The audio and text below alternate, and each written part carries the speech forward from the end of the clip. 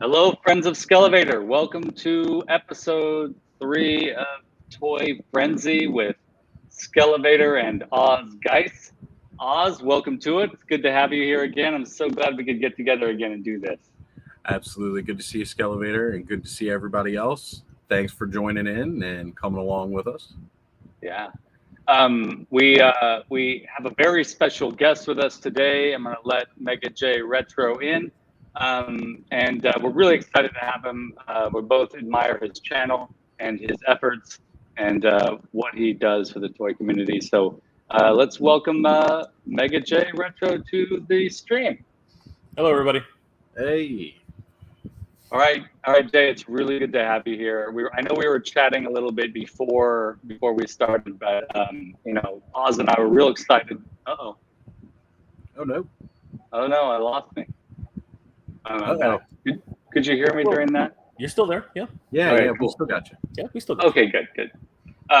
So we're excited to have you here, and we're super stoked. Oh, you know what? I'm honored. I'm honored to be here. I'm always honored to be invited to any live stream. We're at the end of the day, we were talking about it, and we're just a bunch of guys, right? I'm not anybody special.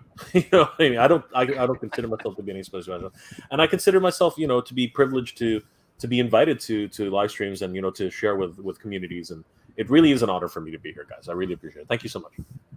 Yeah. Well, this is we're doing this to share the joy of toys, and that's what you do, and that's pretty much it, right? And it's so good to have you here to talk with us. So, Oz, what have you been up to?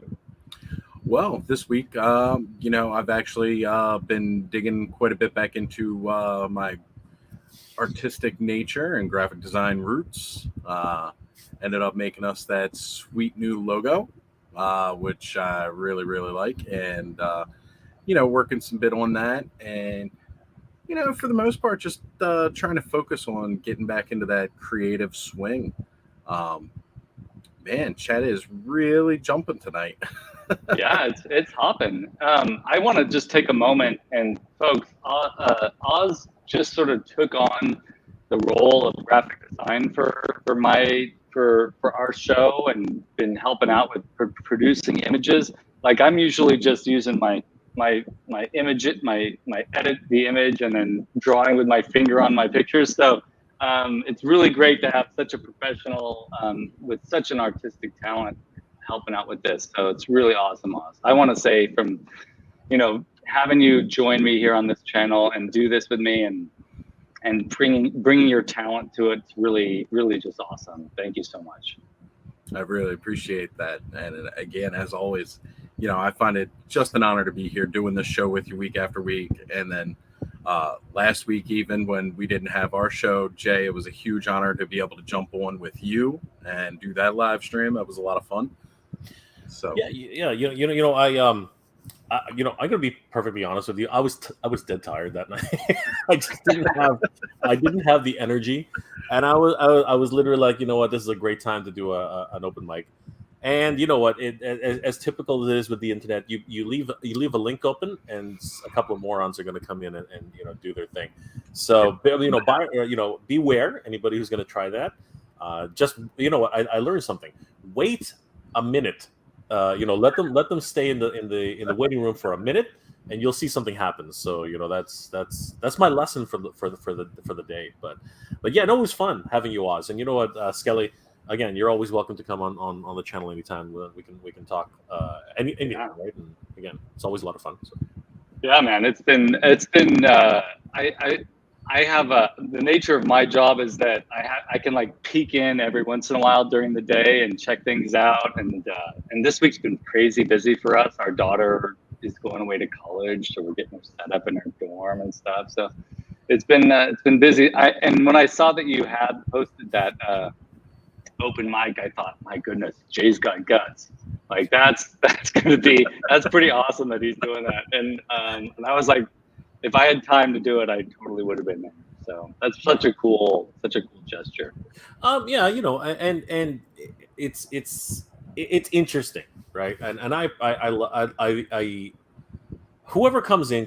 I mean, Oz, you were there at the beginning, and you know that young lady, she was in the chat, and I don't think she understood what the idea was, right? I think she just thought that we were all going to hang out and react to stuff, but I don't think she expected to be asked questions. You know what I mean? I think that it's different when you're on the other side of the screen, right? And you don't understand necessarily that you're supposed to interact with us, right? And I think that caught her off guard. And, you know, she excused herself, and that was fine, right? But I think she, you know, fellow Canuck, you know, she comes from Saskatoon. And you know, my geography has always been terrible. So it took me a while to figure out, you know, Saskatoon, that is in Canada, right? You know, my brain sort of like clicked in, and I was like, oh, yeah, she's in Canada. And, you know, I just said, hey, you know, fellow Canuck and stuff like that. So, but yeah, I don't recommend it for anybody who doesn't, who isn't quick on the take. Because, you know, as Oz, as you and I experienced, there are a couple of boneheads, right? A couple of knuckleheads out there who you know, just ruin it for everybody. And that could have derailed the stream. That could have gotten us shut down, right? Inappropriateness, and it's not even my fault, right? It's not anymore. No. But you know, you got a couple of people bumping uglies, and all of a sudden the stream stops, right? So yeah, that's awful. Yeah, that's awful to people who do that. They just want to be funny, right? And they feel it's funny, right. And they feel that they're you know, they're doing that whatever it is in their own way. And you know, I used to get mad at things like that, but you know, I'm old enough now where I'm like, yeah, you bunch of knuckleheads, and you know, we just let it go. But unfortunately, it does affect your channel, right? Not that you get a strike. That's not what happens there. But what will happen is your stream will get shut down, right? So, yeah. So you just got to be careful. That's all. So you know what? I've learned a lesson. If I'm ever going to do another open mic night, which I will, anybody who pops in who I don't recognize, I'm going to say, all right, give me a second. Right? Yeah. What I've noticed is while they're in the waiting room, they actually, because I guess they want to get in, do it, and get out, right? Because you know they don't want to upset people, right? Or they're hoping that it'll just get on, and they don't know that they're not on the screen yet, right? Mm-hmm. So because they've never done this, so I've realized now, okay, I'm going to wait a minute and see what happens. And that happened once. Right. I was able to catch it, but the second time, I didn't catch it. So yeah, anyway, it does happen. Just, you know, fair warning. Just be careful. That's a good like lesson for life. Be careful, right? Right. I mean, period. So we're gonna do a little quick like what did we pick up this week segment, and so I've got a couple cool little things I want to share, but Jay, how about you? Do you want to go first? Oh, okay. I'm gonna go first. I've never done this before. I mean, Guest of honor. Sure, why not? Yeah. Showed this on my stream the other night, but I'm super happy to be able to get this. I wasn't expecting it, and you know, this is one of my first review samples. So actually, that's not true. Technically, they did send me a sample before, but I asked for it. So that's the difference. This one's just unsolicited. Send it to me. So you know, tomorrow I will be unboxing Ramen Toys edition of the Silverhawks officially licensed. Oh wow! Yeah, officially licensed Quicksilver. So the lights. That's not good. The lights. Okay. So yeah, there he is. Beautiful packaging. Damn reflective though. So you know it's definitely giving that allure of quality for sure. And you know what? The reviews are already starting to pour in. So I'm happy to do a review on this right now live. Yeah. So it's going to be a lot of fun. I hope you guys will join me. And we will. This is going to be a lot of fun. So this is going to be cool. So, that is gorgeous. Huge thanks to Ramen for sending this my way. Again, you can't even see it. It's so shiny. It's just really that's so cool. Let's do this. There we go. Look at that. There we go. Okay. Does that make more sense? There we go. Yeah, that's awesome. Quicksilver right there. He looks amazing. Seriously. So he looks we're gonna have great. some fun tomorrow, and we're gonna unbox that. So, yeah. That's so cool. It's That's great. an awesome find. That's an awesome pickup. That's an awesome thing that was sent to you. That's great. So, Oz, how about you?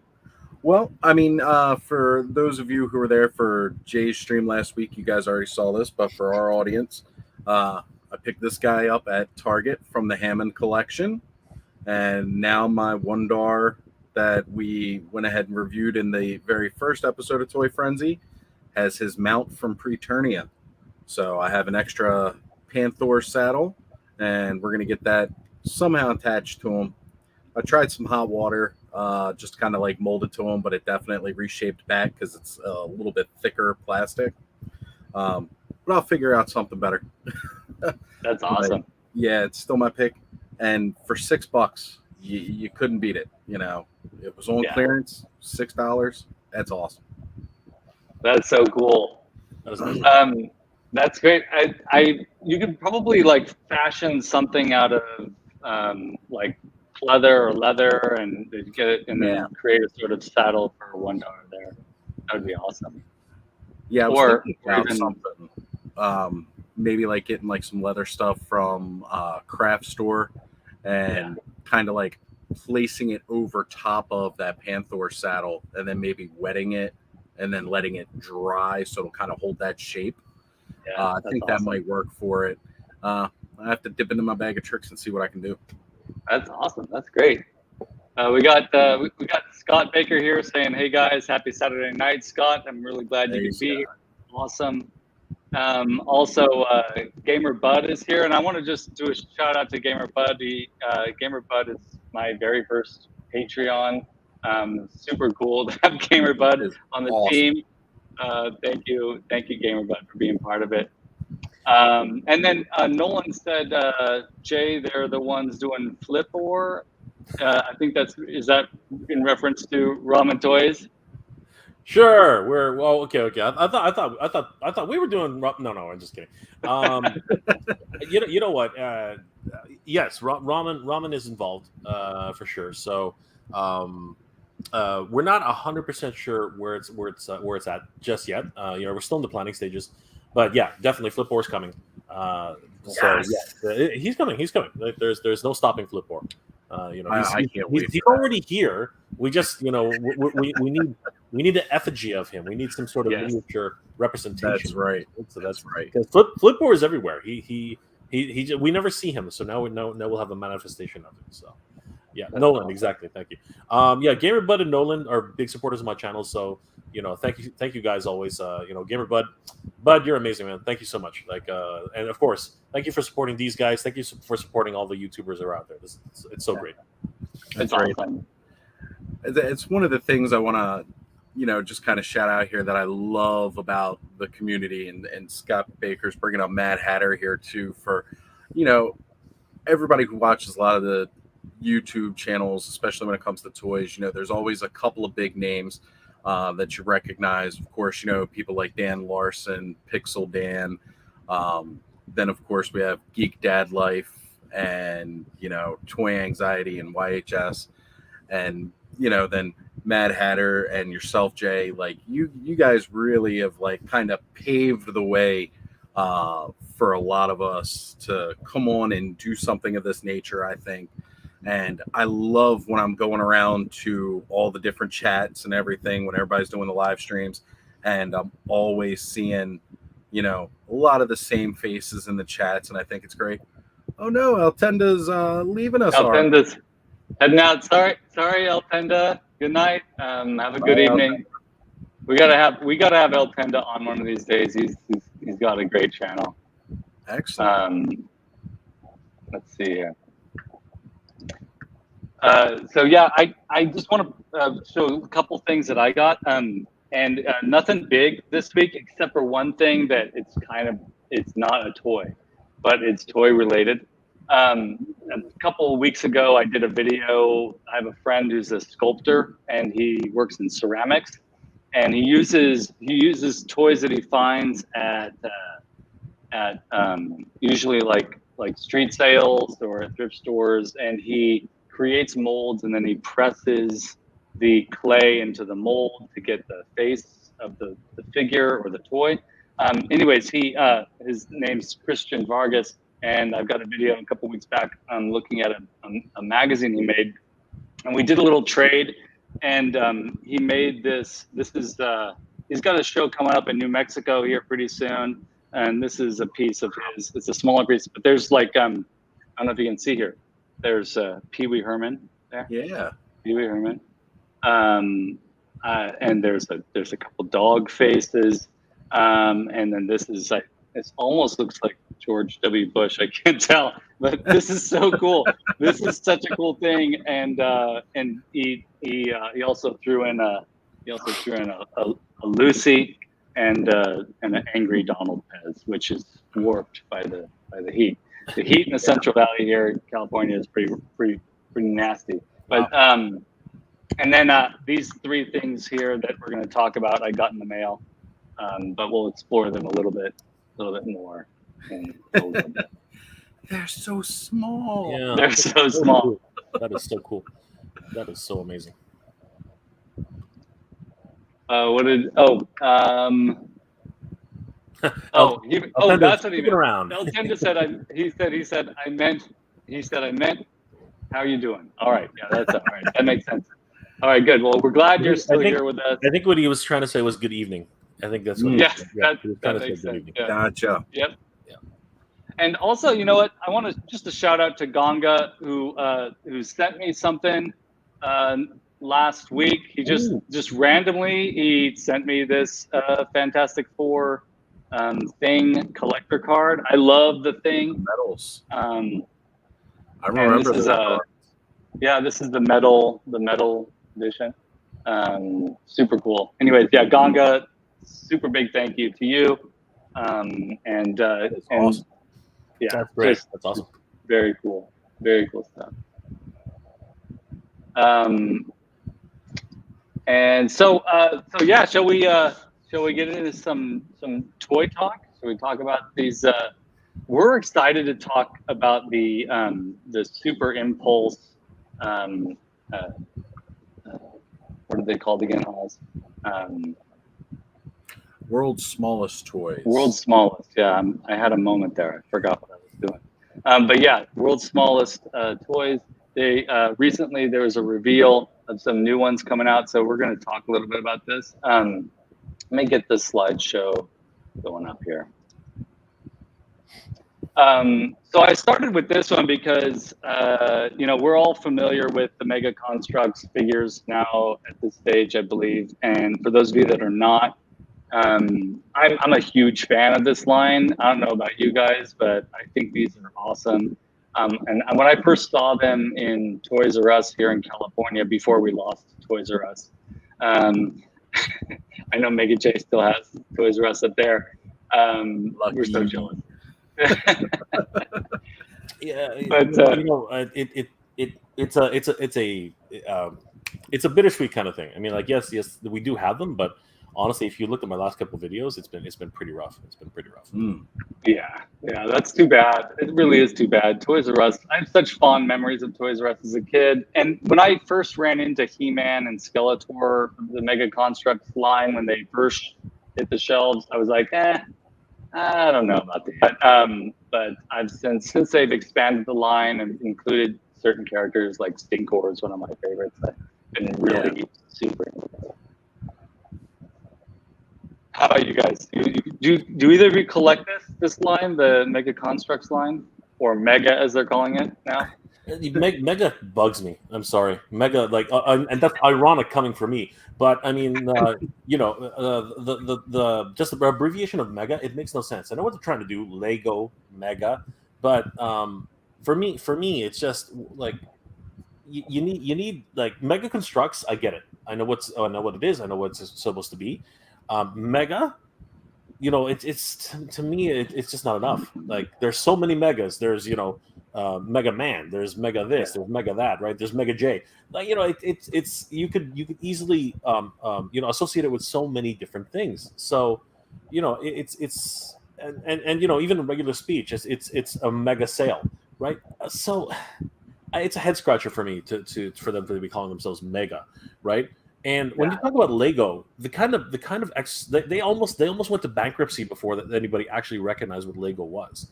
Right, and that type of brand recognition, Oz, this is where it's right up a designer's alley here. Trying to get someone to recognize a logo is insanely difficult. So, but getting back to the actual topic, I didn't get into them, unfortunately, until they went on sale. Which is what happens. It happens a lot. But once they went on sale and I had one in my hand, I was like, geez, these things are actually really detailed. And they're devilishly good looking, especially because they're in your wheelhouse, right? It's a MOTU object, right? It's a MOTU character, and then when you get one, you have to get the rest. I mean, like it's just that chase Pokemon kind of thing, right? You have to have them all. Right. So that's really where it starts to become a part of the obsession, right? And that's what happens. But in retrospect, I only really started collecting them when they went on sale. So yeah, I picked up 2 sets. Not a lot with them of these ones. I had received in the past as presents for holiday and birthday. I'm a huge fan of the Halo franchise, and they have the licensing for Halo. And I'm a big fan of Legos. So when I got those Halo things, I thought, oh, wow, this is great. But like all Lego knockoffs, they tend not to hold together as well. And I'm trying to build this giant warthog, and as I'm trying to put the whole thing together, it's falling apart on me. So, that's too bad. That's too bad. It's a little rough. I've definitely had a love-hate relationship because I love the detail they put into it. I mean, the Castle Grayskull for the Mega Construx is out of this world, and now they've got Snake Mountain as well. It's just incredible. But it's difficult for me, especially with some of the prices that they're asking for some of their sets. I mean, as it's no different than Lego in a lot of ways, as far as, it can get kind of pricey, but definitely, I love the look of them though. I do love the look because they got that, like Jay said, they've got that detail to them. You can do a little bit more with these minifigs than you can with like your Lego standard minifig. And one of the reasons that I included this with the different pictures that I sent over for us to go through the slideshow is their attention to, and being one of the topics we're going to get back to later in the show, it's the variants again. Like you can see here, we got 2 different Skeletors, 2 different fakers. It's really important when these toy lines do that. And I mean, again, we'll get into that a little bit later.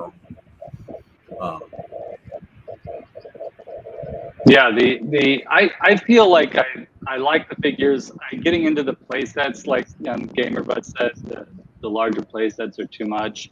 And Thanos Copter grabbed the Monstroid. I like the little vehicles and the figures, and I'm really into the detail. But this is a lead-in, folks. Like this, I love these figures. They're very cool. You can't get all of them. The Snake Mountain, I love it. I'm probably not going to be able to afford that, but that's definitely something that I'm going to be having dreams about. But if you want something even smaller, there's the Super Impulse World's Smallest line of toys they're pretty much covering a lot of different IPs and a lot of different characters and pop culture items like video games and Stretch Armstrong and all kinds of cool things. But yeah, they did 4. I wasn't able to get Battle Cat from the first wave of Masters of the Universe, but we're going to look at these in a little bit. But as you can see, they have Transformers. Now, Oz, tell me a little bit about this line. Your friend that you connected with out there in the internet said that some of these are coming with mini comics too. Yes. Tell us a little bit about that. So what I've looked up is that, and by the way, a lot of these images, like the previous ones, this one, I know a couple more we have in this reel, are from a Redditor named B-Wing B17. And he collects a lot of these smaller guys, and he does some different toy photography. He's got quite the collection. I was looking through his page. He said I could definitely use some of his images for our video, because I've reached out to a couple other people as well, just never heard back from them. But yeah, so it looks like now the first wave that you've picked up, I had seen those in store a bit, where they're just sold almost like single carded figures. These ones, oh no, Good one, Corey. yeah, because they are that tiny. But They're so small. That he was picking them up in like a blind bag form, and it seems like those ones are the ones that are coming with these comics. Because I know you had mentioned your Wave 1 did not come with the mini comic. I did not know. Guessing that's how they package them in there, is in the blind bag. But I think it's great because it is a mini comic. It's not just something that looks like a comic. You open it up and they have dialogue and everything else in it, the word bubbles and all. So I mean, that's incredible. That's awesome. How do you read that? Like I can barely read as it is. It's like my eyes are getting so bad these days. Honestly. Magnifying glass. Magnifying glass. It's more like it's not for us to read. A microscope. Yeah, that's true. I'd be worried about ruining them. I mean, and it seems like they're like good for, maybe just good for like toy photography, and the novelty of it. But I'd want to try and read it, but I think I'd destroy it. Right. I mean, definitely for me, I think that is probably the best use of a lot of these things. Because again, I had several pictures I wanted to use, but I didn't hear back from anybody of different toys with a lot of these different world's smallest. One of them was a toy holding a board game. Like, you're gonna have a game now. Yeah, everybody can sit around in Castle Grayskull and pop out the Monopoly and drive each other nuts for an evening, which is really fun for like toy photography and stuff like that. But like, as far as what am I gonna do with it personally, it's like I couldn't read that, but I could definitely take a photo of somebody plopping down and taking a read when they're supposed to be on guard duty. Yeah, totally. Yeah. Jay, I've been seeing these show up in Target here in California. Are you seeing these in stores up there? So, funnily enough, I've never ever seen this in a store. Wow. But some of our fan channels up here, local distributors, got them as early as last year. A few of them, like you have a few of the Motu figures there. There's actually a Battle Cat. And he looks really, really cool. See, there, I was going to bring that up. That actually is what I would buy these things for, just to hang out with my Unicron. Absolutely, right. That's because the figures are so small that they actually would, and it's still not small enough, but it's just it's just in your head canon, it's just a lot of fun, and that's where I would really. But I'm so scared of losing them. Like, I don't dust as it is, and all of a sudden I do one dust and one of them goes flying, and I'll never see him again. You know what I mean? Like, it's yeah, that's the concern. It does work pretty well on the Hot Wheels. See, that's cool. Awesome. Like, the scale is perfect, cool. I think, and it's also, the scale is appropriate for your 5.5 inch or 6 or 7 inch figures to be playing with them. But yeah, that's absolutely right, Jay. It's like, it works really well next to the other toys. Yeah, this is the that's the one. That's the Thunder Kid. That's the Battle Cat right there. Yeah. Yes. Now, just letting you all know, I went and looked online for the Battle Cat because I wanted to get the Skeletor and the He-Man, and I found Tila in Target. But Battle Cat, I did see Battle Cat once, and I passed it up like an idiot. But now it's, the price is going up, and it's so I don't know, any of you folks watching, if you have extra Battle Cats lying around, let us know, because they're hard to find now. What do we got here? I have a photo I'll post where get Mega Bloks Motu figures and posted them on the shoulder of your Earthrise Transformers. That's awesome. Yeah, they scale nicely to the other figures. They definitely do. Yeah.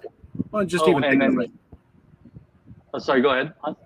No, you for sure. You got it. Yeah, are they to scale with model trains? That's interesting, Corey. I wish I had one to compare it to. But they are, I don't know if this helps at all, but if you wanted to see it in my hand, you can sort of see just how big they are. They're super small. Yeah, they are definitely tiny. They may be a little too. I mean, they might be a little big for model train set. I'm just trying to remember the ones that I've had in the past and such. But I mean, they might be able to go with some model trains, and that'd be kind of neat. Just being able to incorporate, different properties into a model train garden. That'd be pretty cool. Yeah, that's awesome. I'm not sure if I sent it to you. I thought I did, but now thinking back, I'm almost thinking I missed it. If anybody's familiar with the Funko Pops, they, when they do their different cereals, when Funko does its cereal stuff, they had released the Eternia Crunch cereal for Revelations, and they actually put Battle Cat in with as like the toy that came with the cereal from like when we were growing up, and all cereals had different toys until they decided it was a choking hazard. But I really wanted to get that cereal so bad. However, it was like $20 for a box of cereal, and and then they flipped it around a couple months later and had Skeletor take it over. Like after they had released, after we all saw Revelations and saw how it ended before Part 2 came out, they released a Skelegod version of the cereal. That was pretty cool. So yeah, El Tenda chimed in and said that FYE and Target had them, and then he also said that the cereal were at FYE as well. I remember that hitting, and I totally avoided it. And I, these things, they come and go, and then you kind of regret not getting on board, but life goes on, right? And you find other things. But yeah, Battle Cat, man, it's really cool. There's actual cereal in there too. Yeah, that's what Yeah, it's real. Like it was here at Sunrise Records, so a retail store up here in Canada, and for actually it was a little bit more than $20 here, but our dollars much lower than yours. But I couldn't pull the trigger. There was just no way. And people were like, it's crazy. Like I'm not even, and God knows if the cereal even tastes any good. You know what I mean? So it's just one of those things. I'm going to skip ahead some photos because wait, that's not the comment. Oh yeah, this is it. Scott says they show a Panther in the booklet that comes with these, but they don't actually make it. I'm going to skip ahead in the slides and show something that I found. I was doing some research. This looks like this is probably going to come out. I could not find any release date for this, but it looks like there's a Panther in there, and that's pretty darn awesome. Well, it says up in the corner it's exclusive too, so it looks like that's probably going to be the only way you can get Panthers in that 4-pack.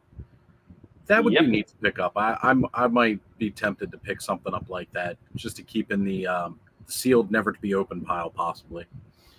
So they're showing up here in dollar stores, surprisingly. Oh. Yeah. So that might actually be, if you guys have Dollarama or dollar stores you guys have down there, but look in your dollar stores, because you'd be surprised where you can find these things, right? Definitely keep searching those, because for whatever reason, here they're starting to show up at dollar stores, and I found that fascinating. Yeah, we got two. We got Gamer Bud mentioning that Big Bad Toy Store also has them for pre-order. The set that has the 4 He-Man, Skeletor, Feline, Battle Cat. But yeah, you're right, Jay. I've been lately doing a lot of bargain hunting, and I go to the dollar store every once in a while, and we've got a few different ones. There's DD's, and there's Five Below, and there's Dollar General, and I try and stop into those stores and see what's going on, and every once in a while something pops up. It's pretty cool. And I did hear a rumor that some Origins figures were showing up at a similar discount store up in Sacramento, north of me. So yeah, it's true. Oh, and then Corey said, anyone else remember Micro Machines? Yeah, absolutely. Yes. They just released it, Micro Machines. Oh, did they? Yeah, That's yeah. awesome. Yeah, I started to see them in Targets actually, making a big comeback. So, I mean, anybody who needs to defend their house against some robbers, just remember, put a bunch of those on the floor, and you're good to go. Yeah. Polly Pocket is coming back too. Really? Polly Pocket, it's true. It's true. Well, I hope you bring back Mighty Max then. You know what? That's a good idea, but I'm not sure the brand association is there. I think that Micro Machines has a stronger brand association than Mighty Max. Micro Machines definitely does, yeah. Yeah. So this is one of the things that got Oz and I really excited is the announcement that there was going to be a Leo Skeletor, and so I'm going to just sort of skip ahead to the images of these figures. Oh, I threw this in here too because those horror ones. They're Mego. They're based on the Mego horror figures, which I thought was pretty cool and pretty smart. But yeah, this is one of the variants that they're coming out with, which is the Slime Pit He-Man, and I think that that's absolutely gorgeous, and it's super cool. And they're also coming out with a Castle Grayskull, yep, and an Orko. And I do want to, I was sort of scouring the internet for more information, and I did find a video from Toy Shiz, and I put a link below this video for anybody who wants to check that out. But maybe some of you have already seen this, but he did a little sneak peek of all four of these, and he explores the Castle Grayskull and shows that you can actually fit like 3 of the micro figures, the world's smallest figures, inside the Grayskull, and that the door opens up. Really? You're gonna say something? Yeah. I've seen the door open up. I didn't realize you could actually put them inside. Though. That's incredible. Wouldn't that be at least like that big? Yeah. It's got to be sizable for that because again, these guys are small, but they're not tiny. From this scaling, it almost looks like they're bigger than the castle.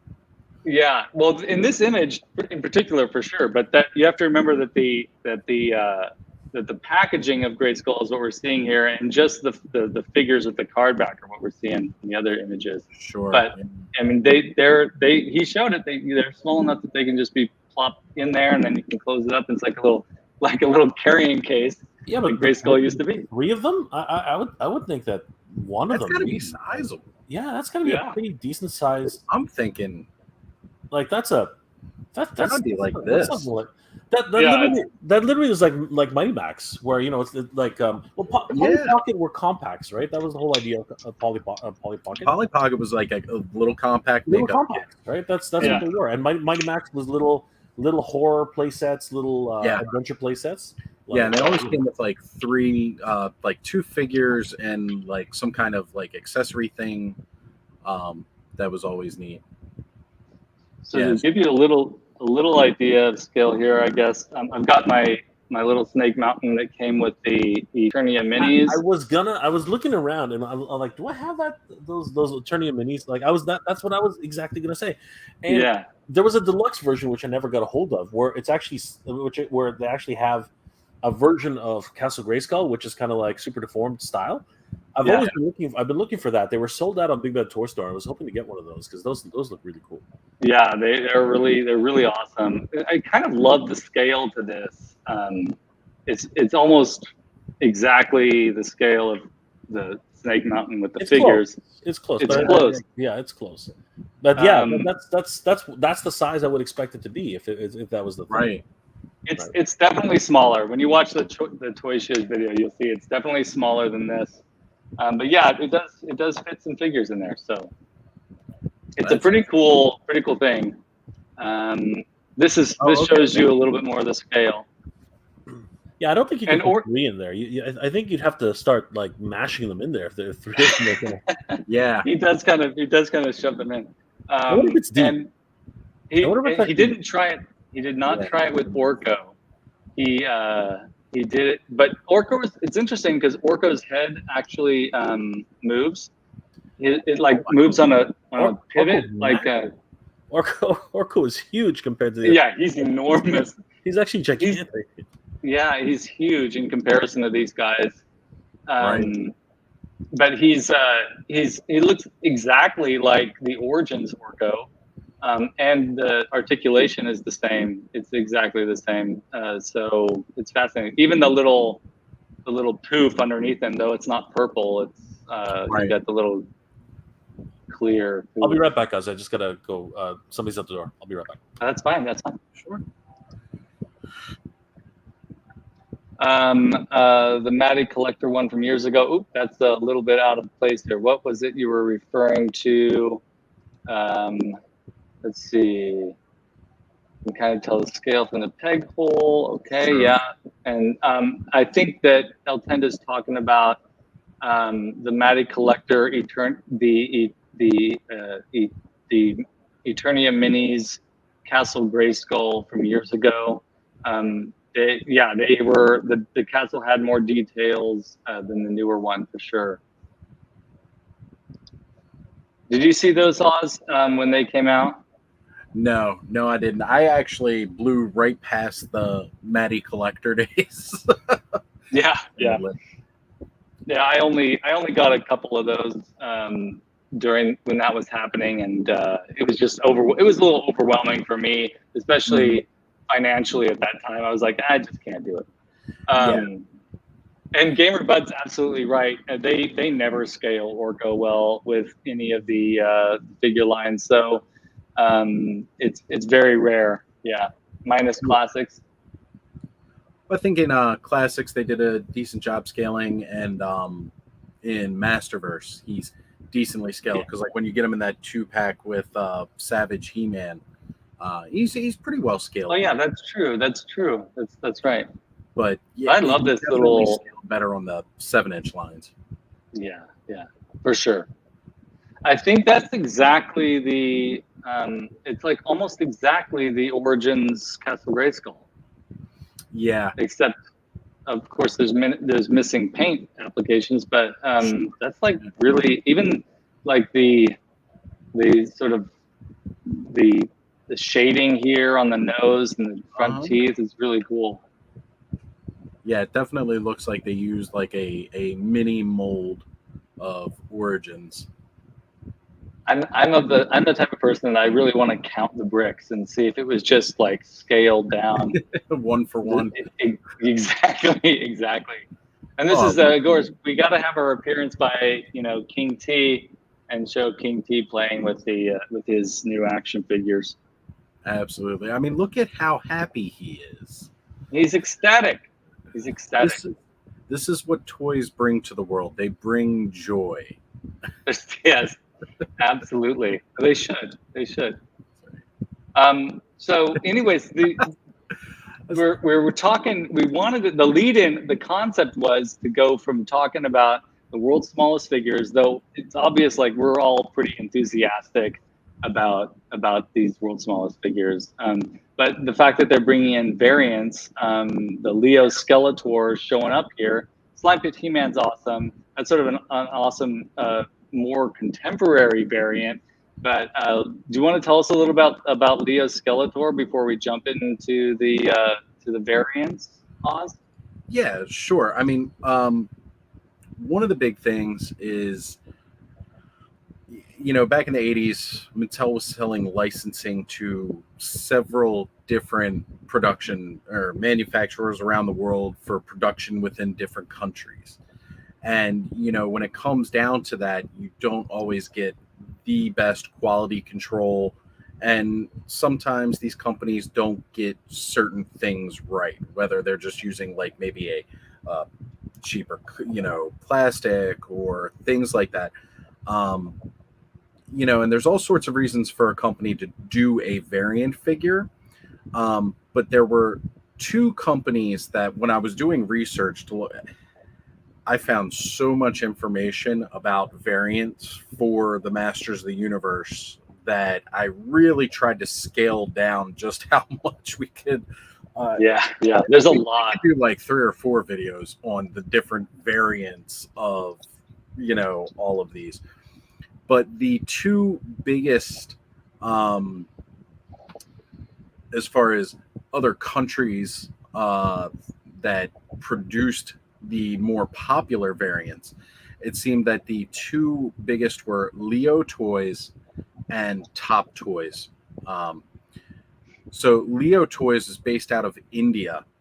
And one of the things that I found most interesting while doing the research to this was not just the difference in the variation on the colors for some of them, but as you can see here, Skeletor's on a New Adventures of He-Man card. Yeah, it's so cool. Not that New Adventures of He-Man style figure.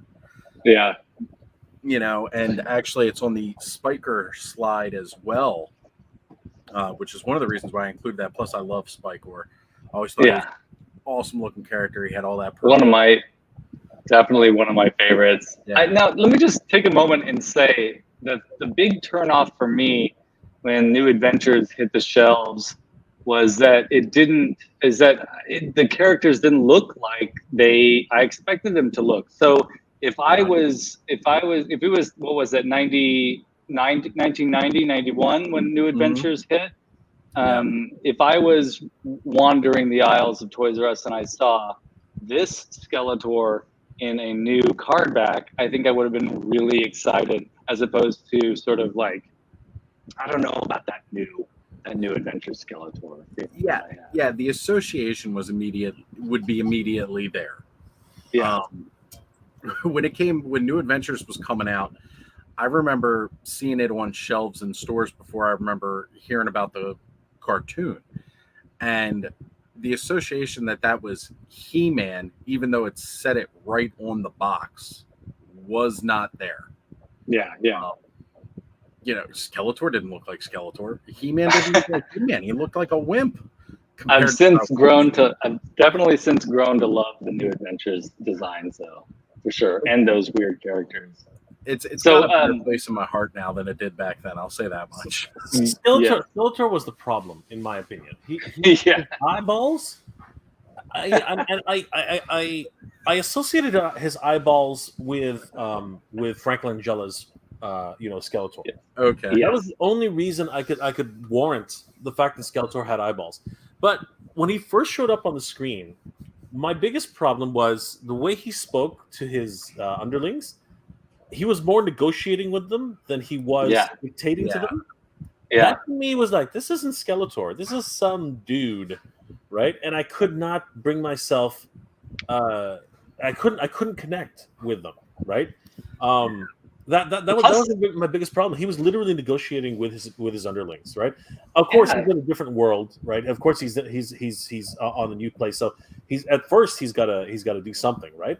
But I was expecting, eventually throughout the series that he would just, start becoming Skeletor again. But it was this weird little thing where he was like a mid boss. He wasn't really like the boss, right? Yeah, he just talked like a guy. He didn't have like the voice wasn't there. It was just a real turnoff for me. But for sure, like the toys of that cartoon, I've grown to love the villains. They're super weird. And yes, and as Thanos Copter says, the animation didn't do Skeletor any favors. Not at all. Not at all. Definitely, Jay hit it on the mark. The eyeballs just threw it all off. So funny. Jay, while you were gone, you're going from a character which is, like even when he first showed up in Filmation, he was scary, right? He was on top of a throne.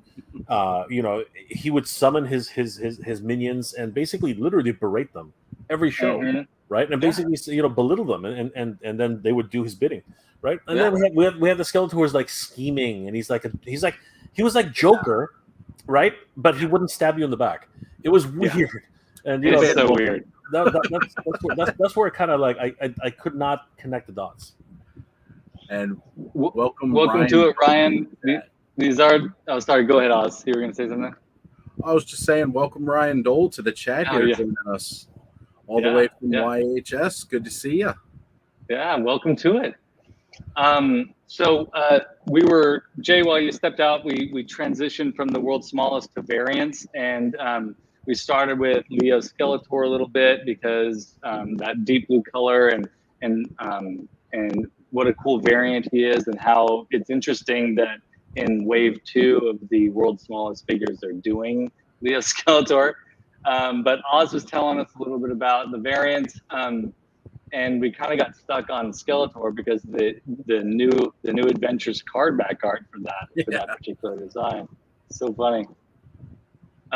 If they did a new Adventures line in Origin scale like they're doing with He-Man 4-pack, would be epic. Yeah, I think I don't know. What do you think, guys? I think they're going to be heading in that direction a little bit. I think so. I think we've seen a precedence for it now with them doing the 2000X style figures in the Origins. I really thought that was something that they were going to stick with Masterverse. Like Masterverse was going to be an all-encompassing line, kind of how Classics was, where each of the different versions of He-Man would be included. I didn't think we were going to see that with Origins. I thought Origins was really just going to stick towards the core toys from the 1980s, but as we can see now, we had the 2000X variant of Eva Linda come out right away, and now we've seen He-Man and Skeletor on shelves. So with that 4-pack that they're going to be coming out, and then putting new adventures in there's a precedence to see more new adventures hitting the Origins line. If they did that, Gamer Bud would get back into Origins, and I think I would really love to see, a Butthead and an Optic in Origins scale. That would be awesome. Slushhead too, with the water in the helmet, that would be amazing. So I guess we could probably talk a little bit about CamoCon here, Oz, because we're going to be getting a CamoCon from Origins as a nod to this particular variant, and this is Top Toys, correct? Yeah, Top Toys was based out of Argentina, which I know Jay is now very, very familiar with after that one live stream. It is definitively Argentina.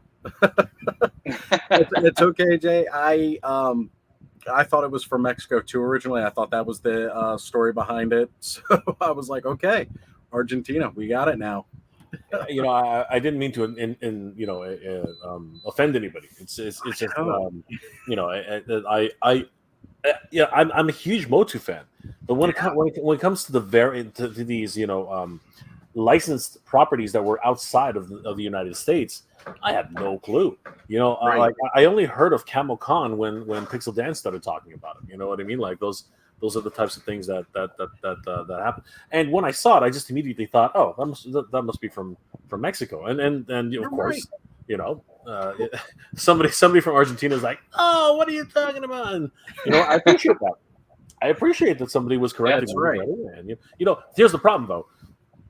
By the time I got to him on the chat, he was yelling at me several million times because I kept saying Mexico, and he's like, no, Argentina. I'm like, oh shit, right? So pardon me for that, but the chat was really hopping that night, so I think he needs to give you a little leeway for not having caught up to him, because he definitely was spamming it after a while in there.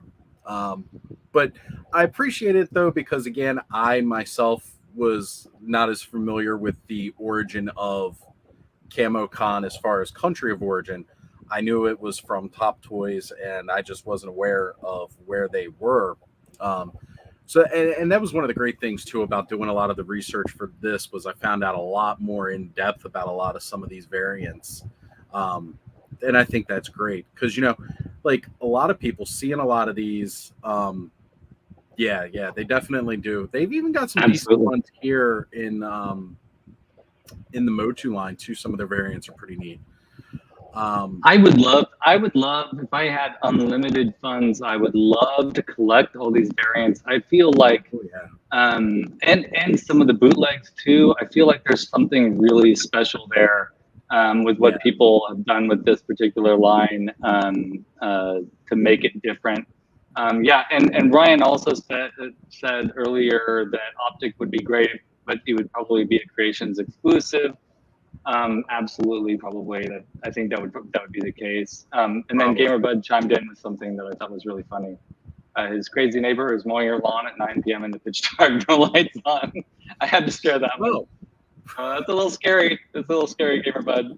Maybe turn your lights off, and hopefully she won't come after you with the lawnmower. That's right. Good luck I hope there. I hope there are no little animals in the yard. I know, right? Unfortunate. That would be my fear. Who does that? This is one of my favorite. This is one of my favorite variants. I just love the Leo Faker with the bandit goggles and the red eyes. Right. Well, much like the CamoCon, I wasn't aware that there was two different versions of those variants. Like with the CamoCon, you had one with the clawful hands or the buzz-off hands, and then you had one with regular hands. And here you can actually see there's a big difference between the one Leo Faker and the other, like as far as the tonal change with his armor, and then even his boots are very much lighter shade. But that ties in again with just the lack of quality control with some of these other toy companies. They didn't have as strict policies with a lot of these variants. I'm of the same opinion. I mean, you have like 5 different factories with different types of plastic, and unlike here in North America where we have the PMS standard, right? That's not necessarily something that they have in India or in Argentina, right? And I just find it unique that he's got a Robin style mask. You know what I mean? Like that's really quite interesting, right? And the fact that they colored his eyes red, just to make it, I guess, unique, right? And what I really enjoy about that is that Mattel's decided to celebrate that, with Leo Faker and Duplicat, right? So that's a wonderful nod to the history of Master Universe, even inside and outside of the United States. So that's excellent. Agreed, and I definitely want to bring that up.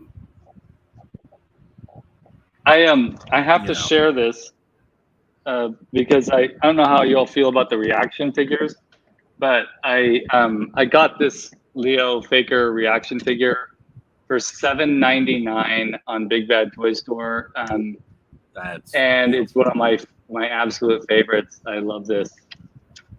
I'm an opener, but I just had to put this in a case. Absolutely. Love we've all got those ones that we want to keep sealed as well. So it's why when I can, I try to get especially for collectors figures or like Mattel Creations exclusives, I at least try to get 2 because I want one to open and one to stay sealed. Yeah. For me, and a lot of it's funny because a lot of people have tried to say that I'm an inbox collector, and I'm not. I am not an inbox collector. I'm in the process of actually building a toy room, and it's going to be a whole journey that we're going to take together. The community and on my channel, and I'm going to make mistakes along the way. But the reason I'm doing it is because I want to take out my toys. It's something I need to do. I have I'm a huge Thundercats fan. The biggest shipment I had just came in, and literally it was box after box after box, and I was like, Big Bad Toy Store sent me this huge box. I wonder what's inside of it, and literally I opened it up and said, "Geez, look, it's nothing but Thundercats," and I was blown away. I did a full unboxing. Sorry, not unboxing. I did a full opening, and I'm gonna put it on my MJR Collector channel to show just how crazy it was. But these guys got to come out. I've always wanted to see a full size, and Mumra's gigantic. He's a beast, right? I want to see him facing off against Lion-O, and I opened up Sly just from the box, and he looks incredible. Absolutely, for me, one of the best figures of the year. I really should start doing that, but it's just one of those things where, for me, And this is something that I really need. And Oz, you hit it on the head. I need one to collect, one to open, and one for later, because I love the packaging design. I'm a graphic designer myself, Oz, and graphic design is such a huge thing for me. So the idea that I need a pristine carded one is important, because and I don't understand why Mattel's not doing this. They should do, like, if you're going to do a Mattel Creations exclusive figures, put them on freaking replaceable cards. You know what I mean? Like absolutely. like slip cards. Like, yeah, it started with the Princess of Power. Why don't you continue that?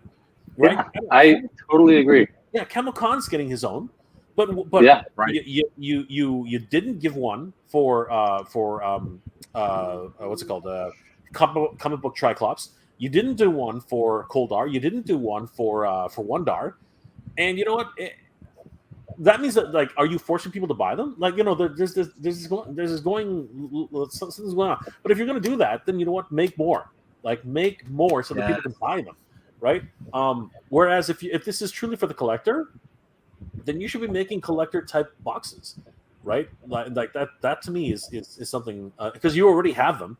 You already have the slip covers. You already have the molds, the dies to make these fold over backing cards. So why wouldn't you do that, right?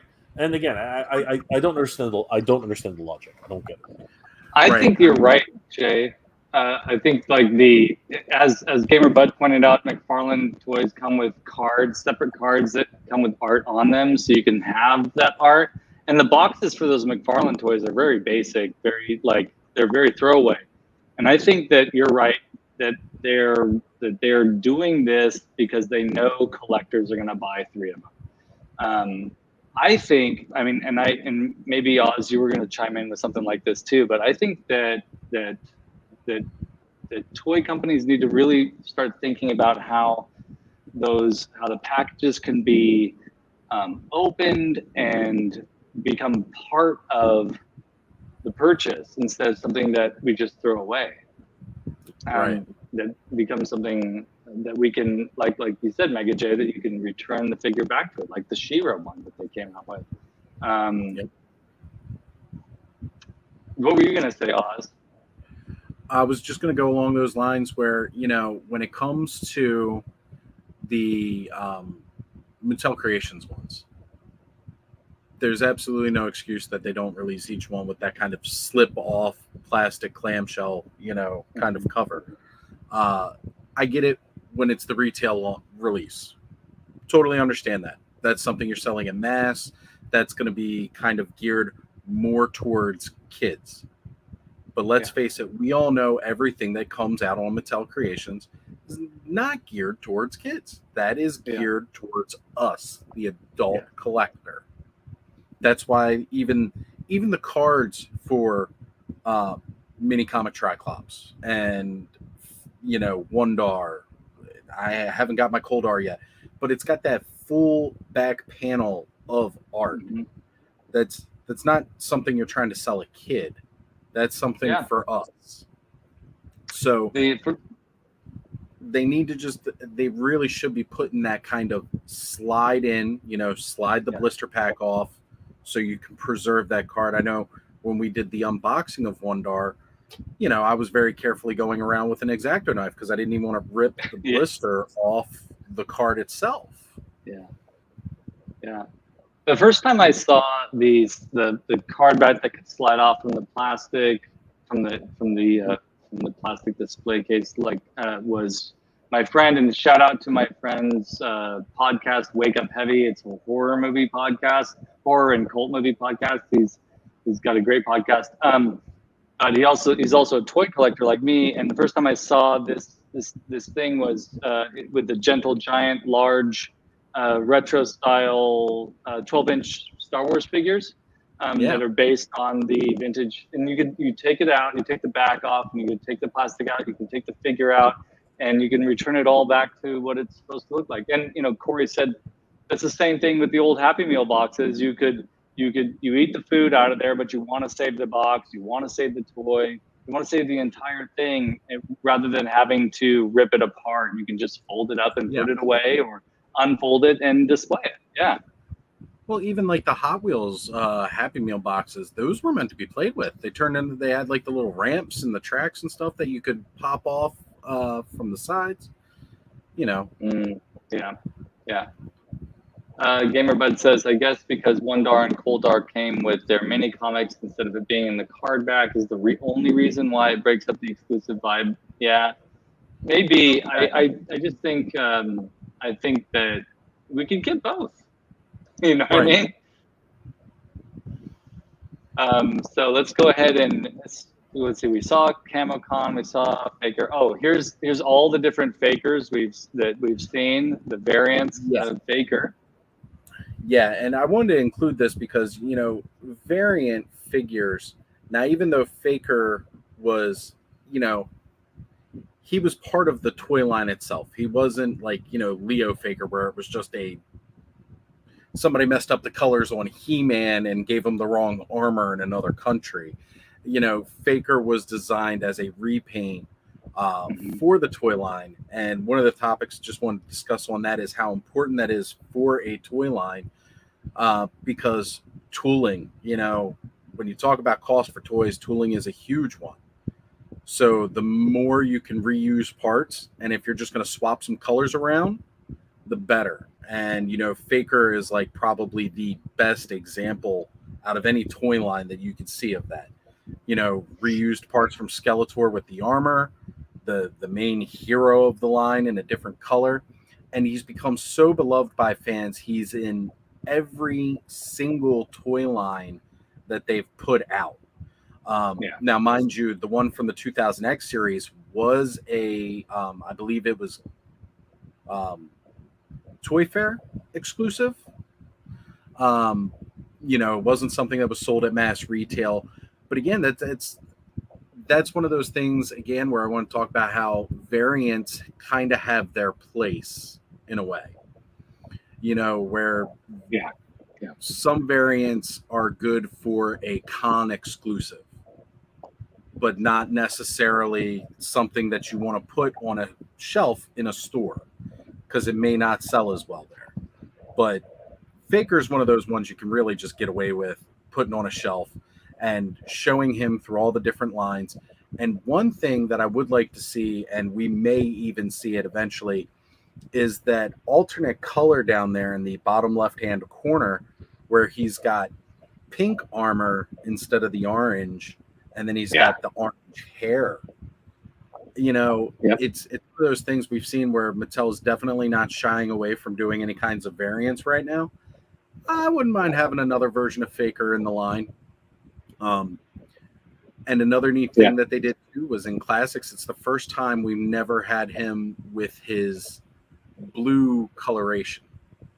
You know, they put him straight from the cartoon looking just like He-Man. The Masterverse one? Yeah, Masterverse definitely did. How do you guys, I got to find out, how do you guys feel about, I have two questions for you both. The first one is, how do you feel about the Revelation Faker? Because I have very distinct feelings about him. How do you all feel about him? I'll let Jay go first. We're gonna do that now. Okay. We're gonna continue to do that. Sure, too, why not? Let's go that. Let's go that way. You know what? He's purpose built. You know, and I can understand that. You know, he's based on one scene in the show, right? And you know, fittingly, it's exactly the way he was, right? I mean, like, you know, the sorceress did her thing, and you know, he revealed himself to be a Terminator, you know, kind of situation, which is exactly a Terminator's, you know, a mold, right? The half the face blown off, you know, all the kind of stuff, and he, in so much as he comes with an additional head, which you can put on He-Man to emulate that scene where Teela's having her moment, you know, in the nightmare sequence, right? Because the eyes turned red for that. So the multi-purpose wise, I think it's actually doing a great job, honestly, because value wise at the time he wasn't bad. because at the time the price hike hadn't come in, and he came with a decent enough amount of accessories that I wasn't really too concerned about it. However, you still compare him directly to the Orko and Savage He-Man 2-pack, and not, like in terms of value, that 2-pack is absolute huge value, especially when you consider what's being put forward now. She-Ra is the worst offender of that in my absolute opinion. If you weigh She-Ra, I'm pretty sure if you weigh her and all of her accessories, I almost guarantee that she's a dozen grams less than most of the figures combined, right? For sure. So like all those factors aside, I love the fact that they included his additional strap set. I think that's really classy. I think that's really great. But I think it comes down to whether or not he was blue, right? I mean, like that's. But I think that's what they were trying to do with the bluish nature of his android body. I think that's where they were trying to do a compliment, for sure, right? But what are my feelings towards him? I think he's okay. I think he's okay. Yeah. I think that the sword is cool. I really actually like the sword. And the what's it called? The Arnold style head. The Arnold style metallic head. I think that's kind of cool. I think it. They were obviously going for something really tongue in cheek, and I think they achieved it. Am I happy that I have him? Absolutely. You know what I mean? I think he's a really cool figure. Is he the faker I've always wanted? When he goes on clearance for like $10, I think I'll buy another one painted blue. I think it's probably what's going to happen. Well, so that's your targets now, because the targets around here are actually he's $10. He's $9.98. So, to that I go like this, because I mean, that would be like $24 in Canadian dollars. Yeah, it sounds like that, but it's not as bad as that. Actually, the US dollar dropped a little bit, so where it's not as bad as it was like a month ago. So it's not so bad. But I'm always happy to do like when it gets low enough. I'm always happy to do trades with fellow collectors. So sometimes I get lucky, sometimes I get lucky. Yeah. Oz, how about you? I gotta say, I'm pretty much on par with Jay with just about everything he said. Overall, I like the figure. I do like it. I see Enforcer in the chat has even brought up how we feel about the Kevin Smith Revelation series. I love it. I do. I really do. I know it was catching a bad rap at first. A lot of people were not happy. Even after part 1 came out, not everybody was really sold on it. The scenes that they did in the beginning with Faker, I thought were brilliant. How they, he was our intro to He-Man, basically, and the perfect way to put him in. When it came down to the toy, my issues, because I love the orange hilted sword as opposed to the silver looking one. I think that's a great nod to almost kind of like what they did in classics, where the different version of the He-Men had different colored hilts to their swords. I love that he came with the Skeletor armor, so you can get that more classic Faker look. But in order to create the full Faker illusion, you had to buy a second He-Man from Revelations. Yeah. Because there's no way to, there's no kind of paneling to cover up his battle damaged skin. And I think that's fine. It's really fine. Smart marketing. You're going to sell an extra He-Man now, so you can have Faker versus He-Man if you want him to look just like He-Man. But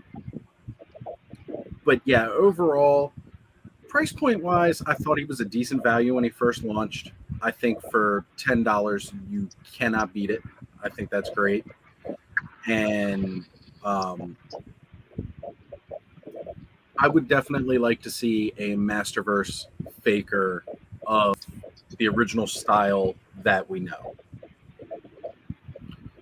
So like that's Yeah. something that I want to see, and it could be a new Eternia version. It doesn't have to be a Revelations version. This is the Revelations Faker, what we have here, and I think it's great. Yeah. For what it is. It's a perfect representation of what was in the show. He comes with plenty of extra accessories. So I thought that was definitely a good buy. I mean, you're getting 3 different versions of the head with this toy. Yeah. You know, I mean, they were almost getting as crazy as Super 7 does with the hands. They gave you 3 heads in one box. It's so, I pretty mean, awesome. everybody loves a little extra head. Just saying, you know. A little extra head. You had to go there. I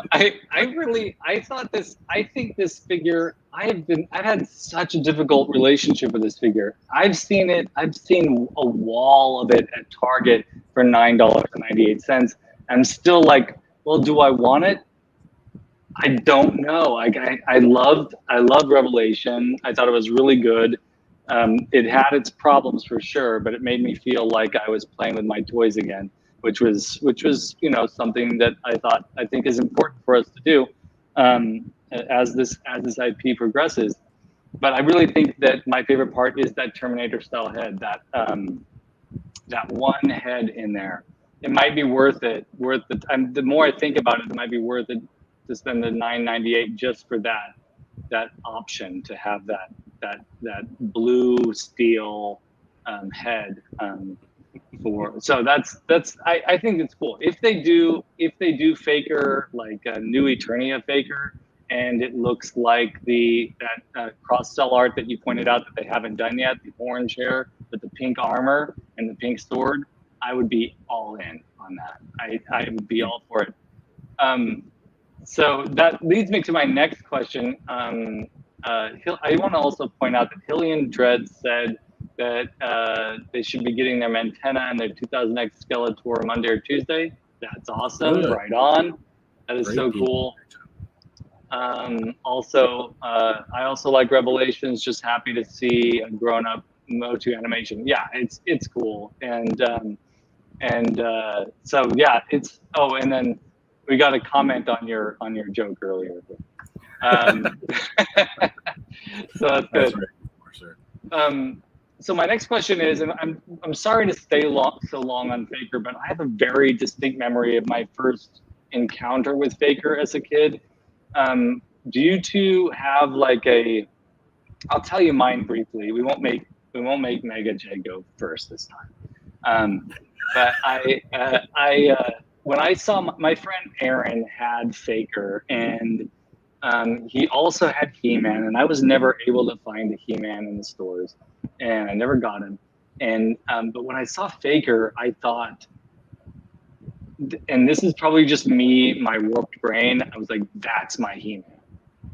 I wanted this like weirdly colored hero with Skeletor's armor to be like the hero battling Skeletor. I don't know why in my head I just really wanted that.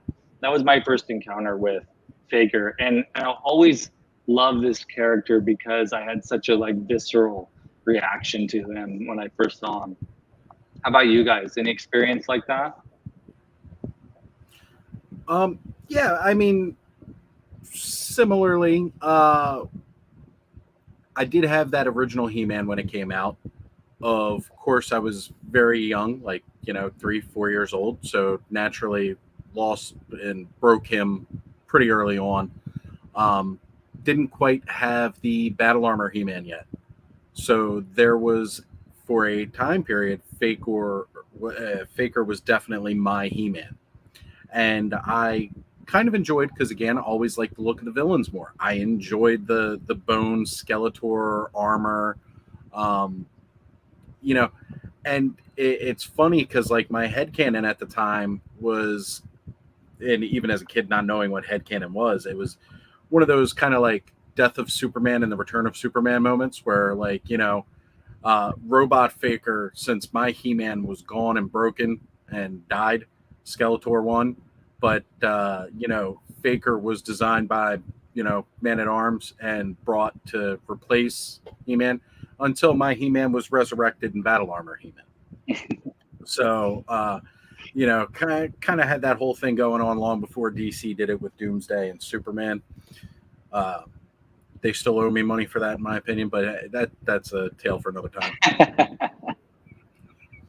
I was fortunate. So we didn't have Walmart here. We had what was known as Wilco, which was from a line of British department stores. But one of the great things about Wilco was that they always had one of the largest walls of end caps for Master Universe. So I'd run down. I was very excited, and for those of us who remember before the cartoon, in 1982, that's actually when He-Man was in the aisles, right? And that was my first experience with He-Man. I just remember vividly, running down to the toy aisles and seeing this huge display. I mean, big, huge red rocks, exploding everywhere, Masters of the Universe, and I was like, "What is this?" And I was going crazy. My mom really knew that I wanted it, and it wasn't my birthday or anything like that. But she picked up He-Man and I think she picked up Skeletor. I don't know how she knew how to do that, but I think she picked up both of those. But then again, the first line there was only He-Man, Man-at-Arms, Beastman, and Skeletor. I think that was the first wave, if I'm not mistaken. I'm probably wrong, but Tila and Zodak were also part of that. There you first go. wave. Right, Six figures. There you go, 6 figures. And I'm pretty sure they were all there. My mom, I know my mom. She wouldn't have bought Tila first, like that. She knew better. Eventually, we got Tila. I'm pretty sure. I remember. I still have her Tila right now. But I always had He-Man, so I was lucky that way. But I remember when Faker first came out. The one thing I always associated Faker with was freezing cold. We live up here in Canada, so Yeah, we live up here in Canada. Okay. So and kids being kids, I remember taking his straps off and like, hey, there's something under here, right? Then there's a little sticker. Yeah. That sticker did not last. I mean, it was gone. It was gone in the first week. It was I'm pretty sure I found it under my sock one time. Yeah, it was completely gone. I don't know what Mattel makes these weird decisions, right? Anybody who still has that sticker, bravo. Bravo. Yeah, that's awesome. Gotta give a hand to them. Seriously, you got to give a hand to anybody who's actually really, really good that way. So what I always associated Faker with was the fact that he must have been an evil Skeletor henchman because he's the same color as Skeletor.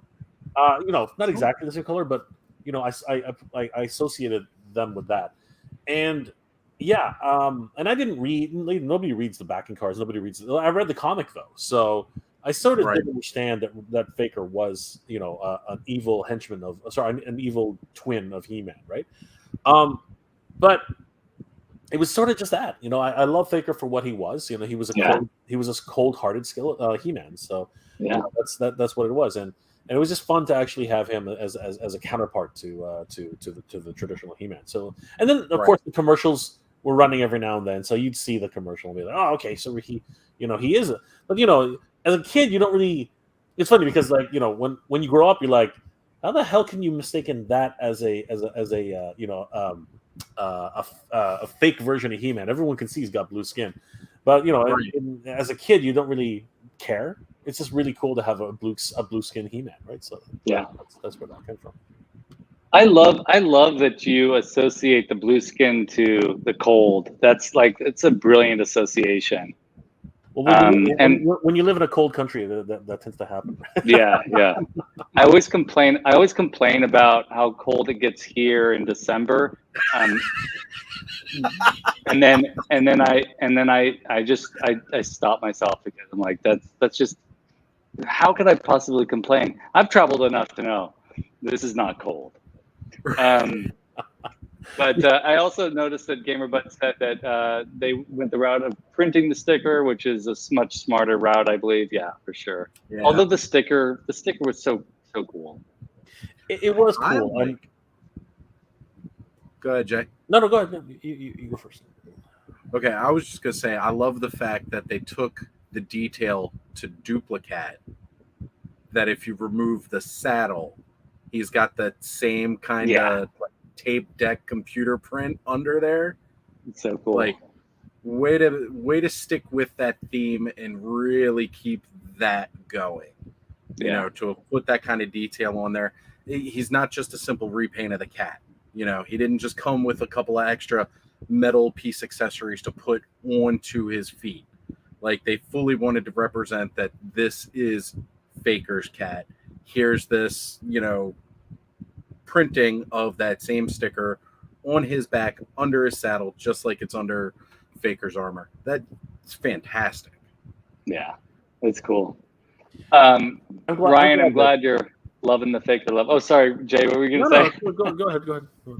I'm glad you're loving the Faker love and the headcanon. Yeah, me too. I think we should include, this is the first time I've asked that question in this show, so I think we're going to do that from now on. Oz, we'll talk about our memories of these characters. What were you going to say, Jay? I'm kind of, you know what? I often wonder. I often wonder, do today's kids, you know, make believe? I often wonder that. Not. It doesn't dwell in my mind, but I mean, like, every now and then, I look at all the technology that kids have today. You know, the sensory overload that they have to deal with. The fact that they're on the internet 24 hours a day, 7 days a week. And I do wonder every now and then, you know, do they make believe anymore, right? But I take comfort in the solace that Toys R Us is a fully dedicated store here in Canada, and the kids' aisles are still hugely packed with toys, and they keep selling. So that tells me the kids are still playing with toys, right? And you know, the toy market is based on kids. It is not like, no matter what any of us as adult collectors want to believe, kids are the main focus for toy manufacturers. So that still gives me, you know, that's a conclusion I come to. I come to the conclusion that, you know what, kids still make believe, because Barbie is still one of the biggest, hottest, like biggest billion-dollar brands that still exists to this day.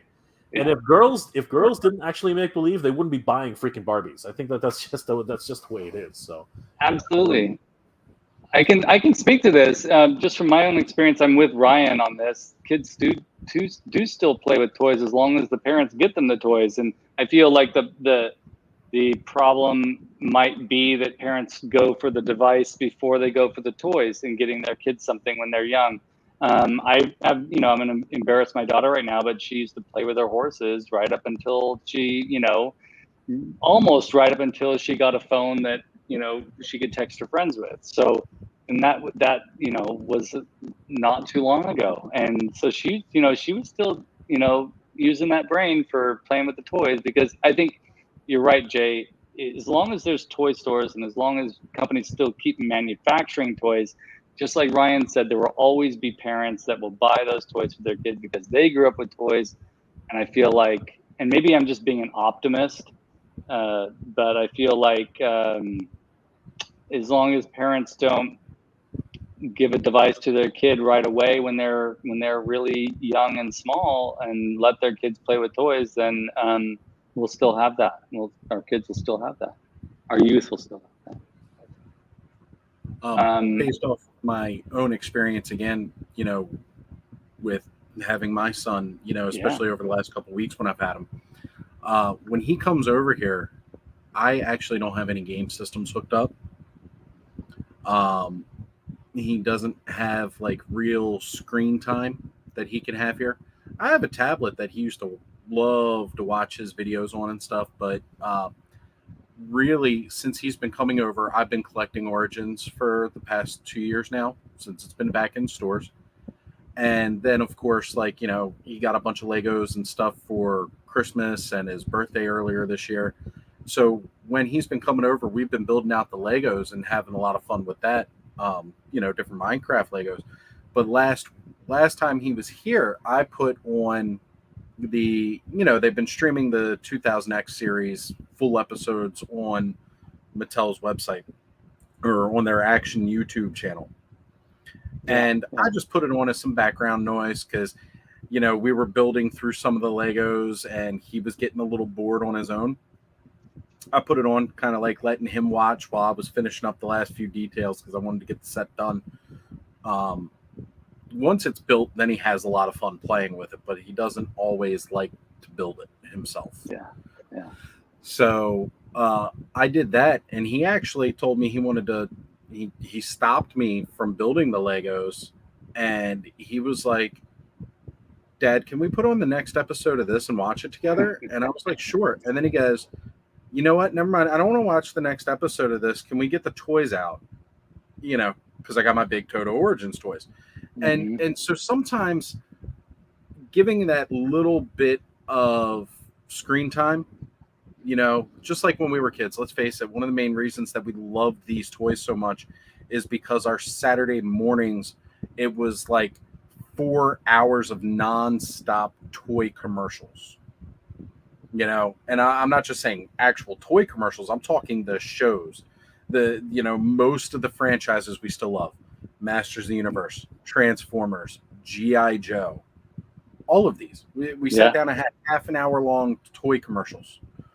And, that's what drove a lot of our playing with them. And when you're young like that, you kind of watch the show, but how much do you actually process? You're still kind of going to do what you're going to do.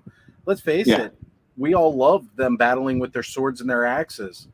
Go back to the Filmation cartoon and tell me one episode where they truly fought it out. Exactly. It does not exist. Spider-Man, the animated series, as late as 1994, did not throw a punch the entire series except for one episode. Well, I think that's goes to show that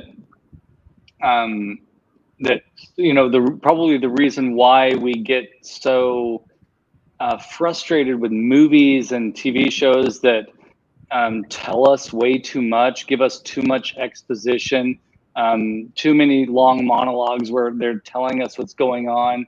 We get frustrated with that because because we grew up with shows that allowed us to imagine more than what we were seeing.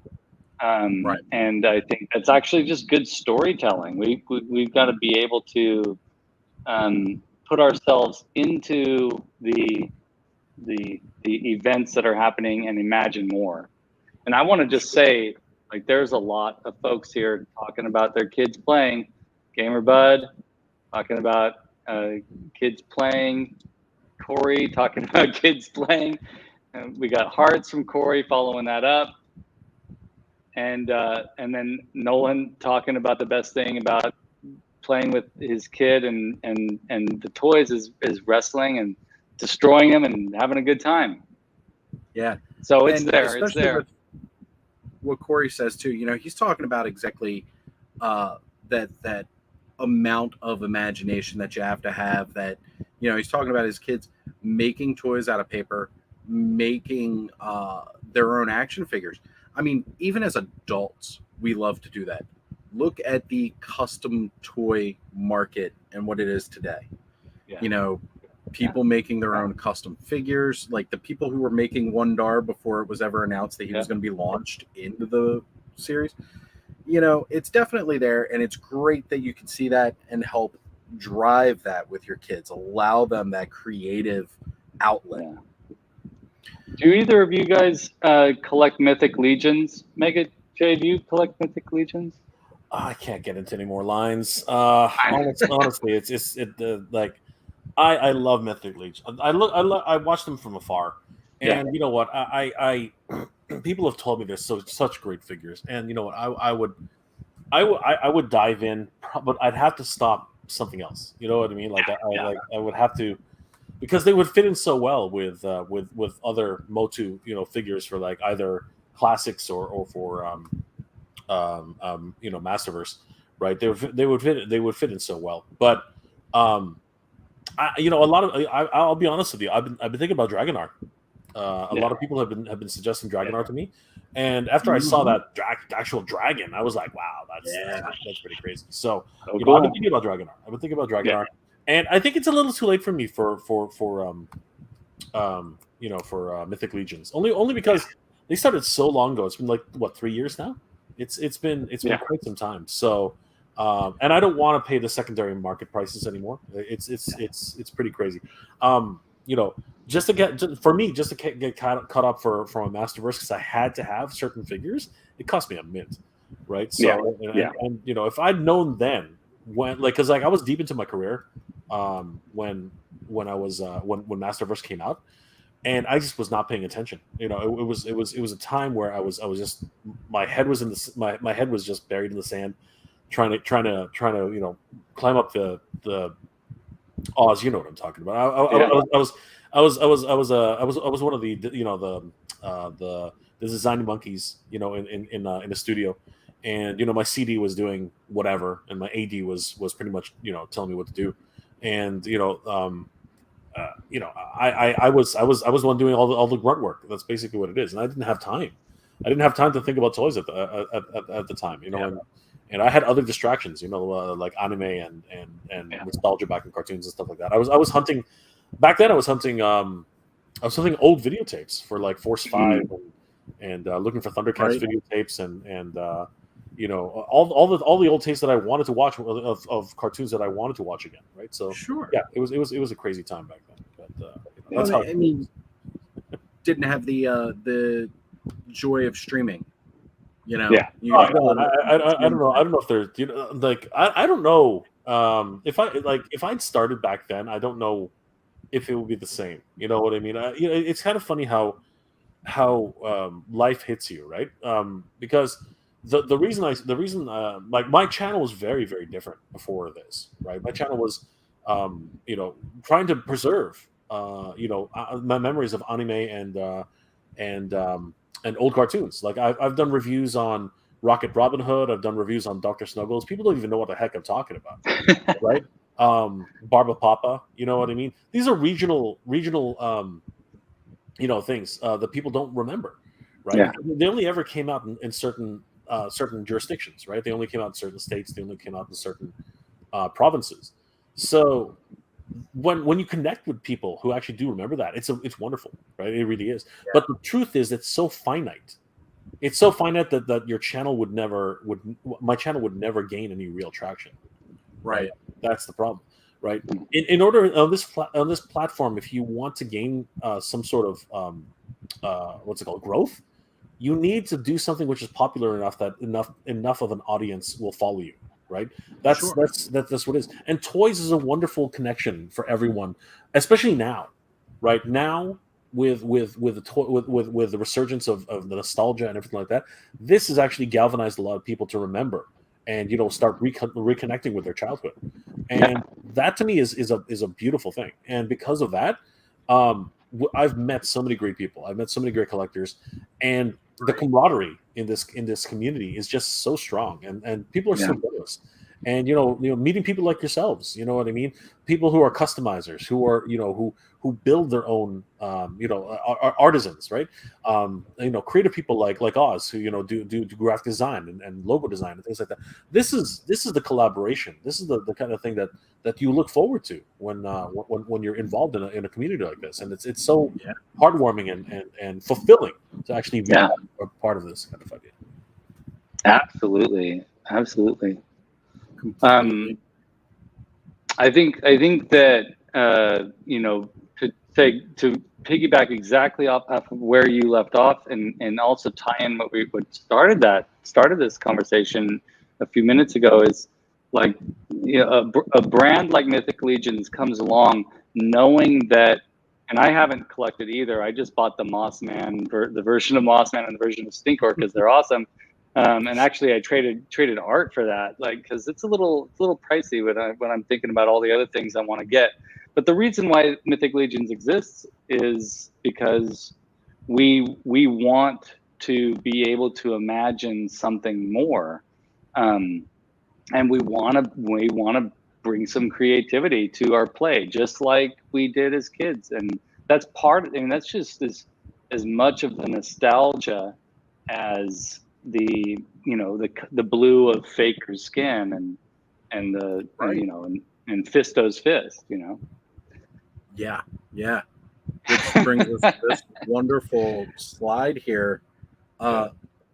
This is my first time being exposed to this variant of Fisto, and like some of the things that I just noticed about him is he's got that dark gray sword, that not kind of silvery plastic fist. Boy, am I glad mine had that silvery plastic fist, the glitter in there, because I don't know, that fist just looks so crappy.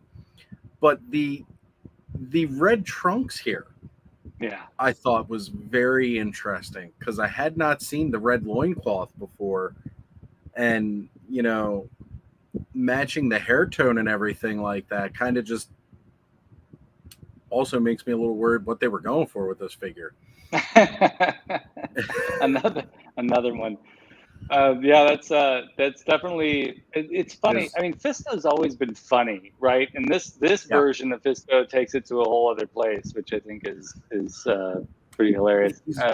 Here's the great thing about this. Okay, here's the great thing about this. Okay, as children, innuendo does not exist, right? No. So I remember the first Shrek movie came out. Okay, the first Shrek movie came out, and I think that, at least on a conscious level, I believe that was the first time I ever realized that, you know what, these sorry, hey Corey, these animators are actually making this film not just for kids but also for adults. Right?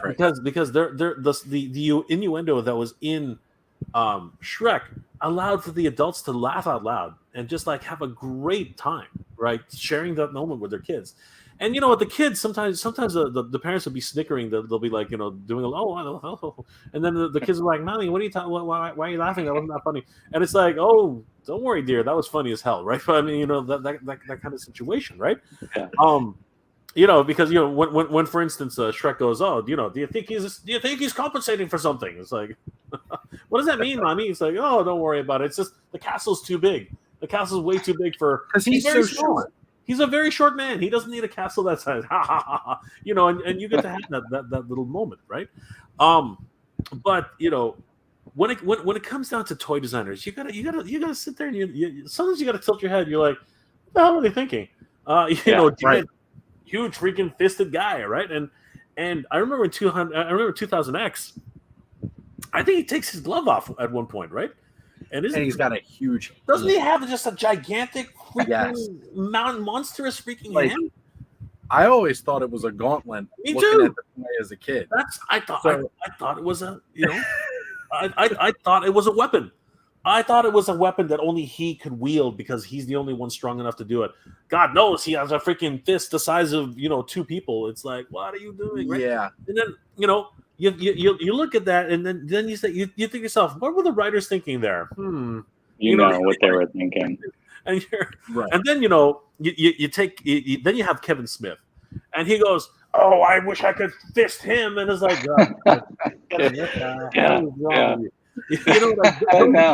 Don't even put any innuendo anymore. Just go ahead and just put it out. No, just say it. Right? Just put it out there, right? Exactly. Like get your chuckles out now. But I mean, seriously, like, wow, just crazy.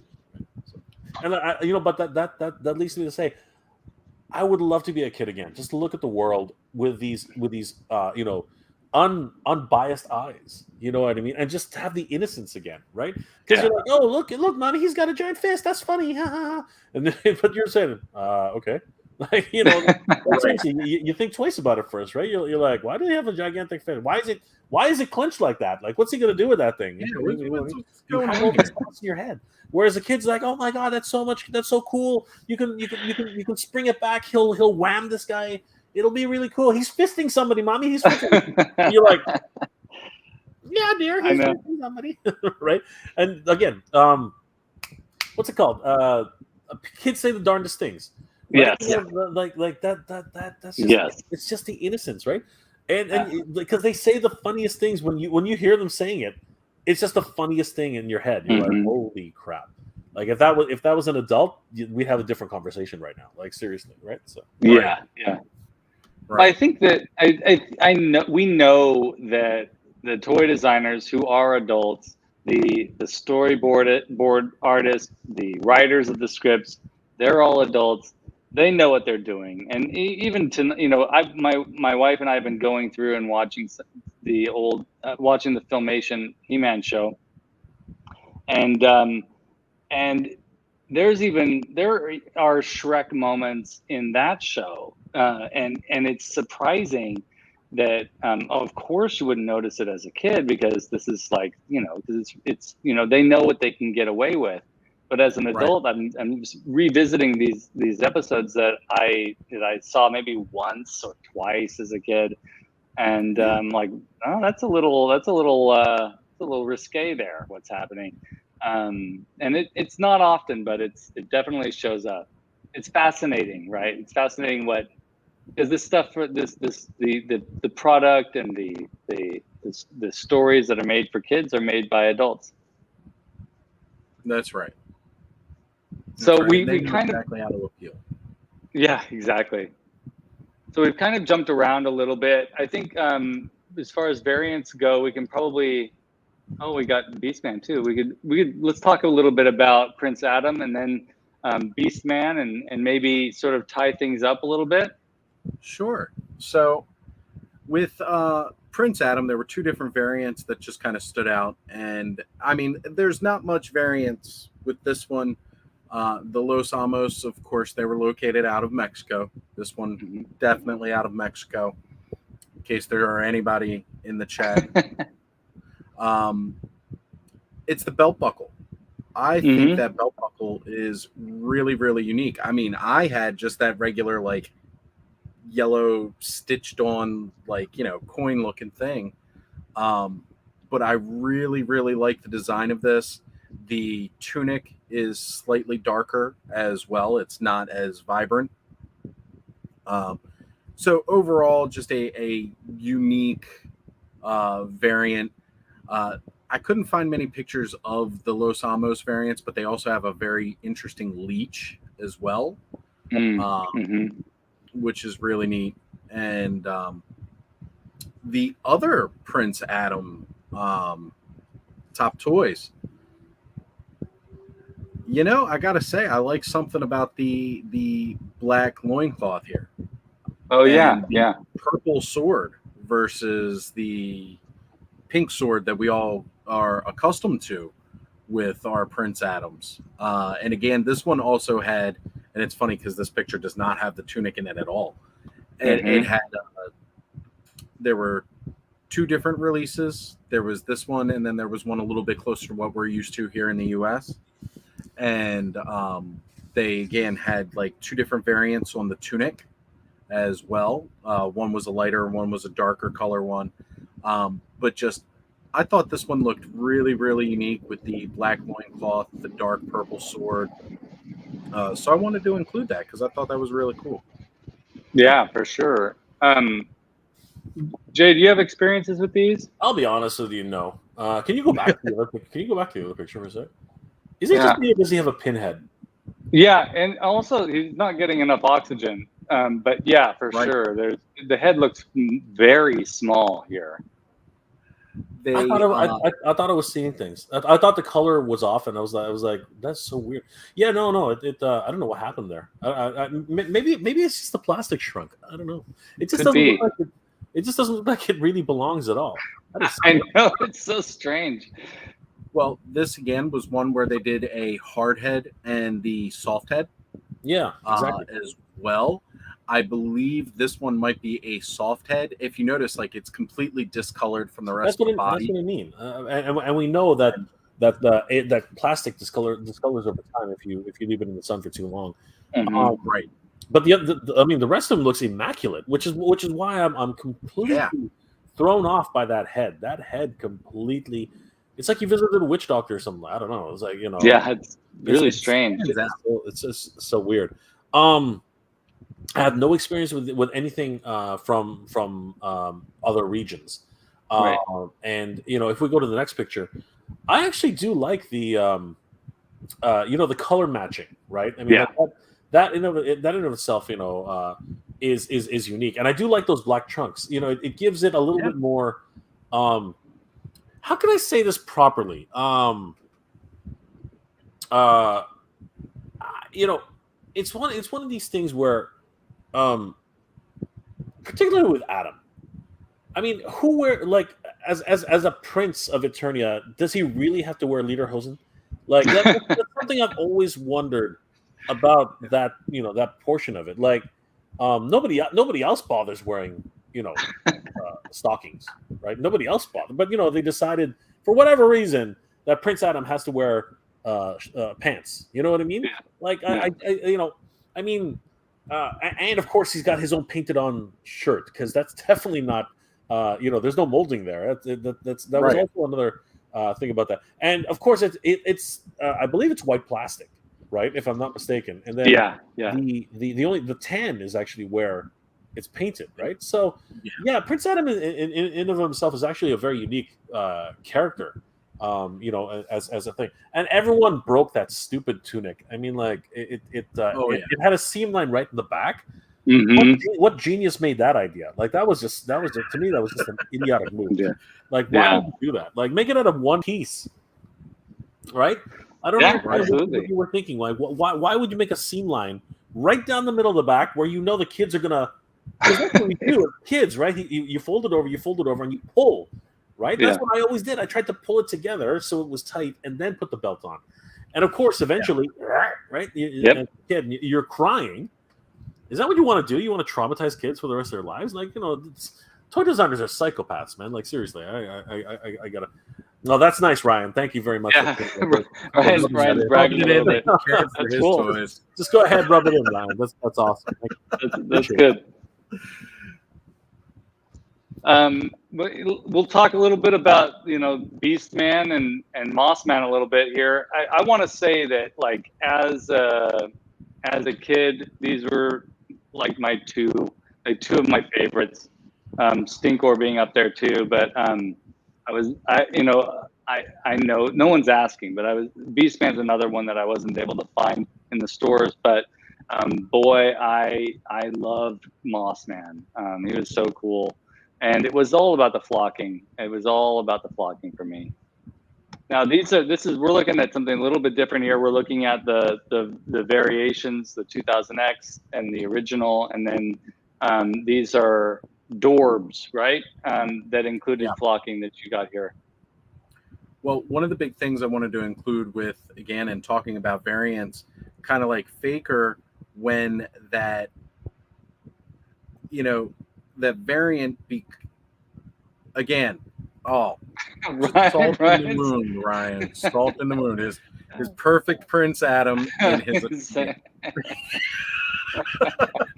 Good for you, Ryan. Good for you. Hey, own it. You know what I mean? That's right. That's right. Be proud. Definitely be proud. You took care of your toys. You've still got an Eternia playset that's around. That's something to be proud of. So, but yeah, sorry, you know. Quite simply, you know, Mossman was just another variant of Beastman. You know, he came a little bit later in the line. They put him out. They flocked him. They did different coloration, of course, but just reusing that same tooling to do this character. And they've carried that through so many of the different toy lines through the years. Again, the Mossman for 2000X was a mail away figure, so it wasn't something you found on shelves. You actually had to mail away to get the Mossman, but they kept that core thing that he was just a redecoed version of Beastman. You see, they did it in the Dorbs, where Mossman is again a redeco of Beastman. And I know we were going to talk about PowerCon, but just simply some Mo Tuesday news with the Little People this past week that they had announced. Jay did a great video covering that earlier this week, where they're bringing out Mossman in the next set. In the very first set, they had brought out Beastman. And, you know, I think it was neat that not only with the Little People is Mossman just a repainted version of the Beastman from the first set? They painted his armor, like, you know, Beastman's chest armor, as the yellow from the accessory pack. Yeah. That was, again, that alternate colored armor set that we got, much like, you know, the Wundar armor is the black Zodak armor. You know, to make it make sense, they did a repaint of the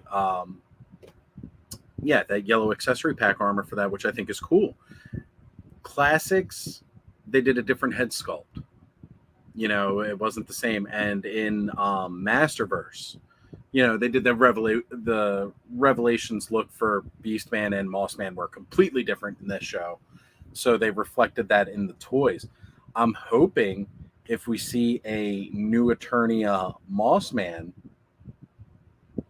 that maybe they alter the color variation for the new Eternia Beastman.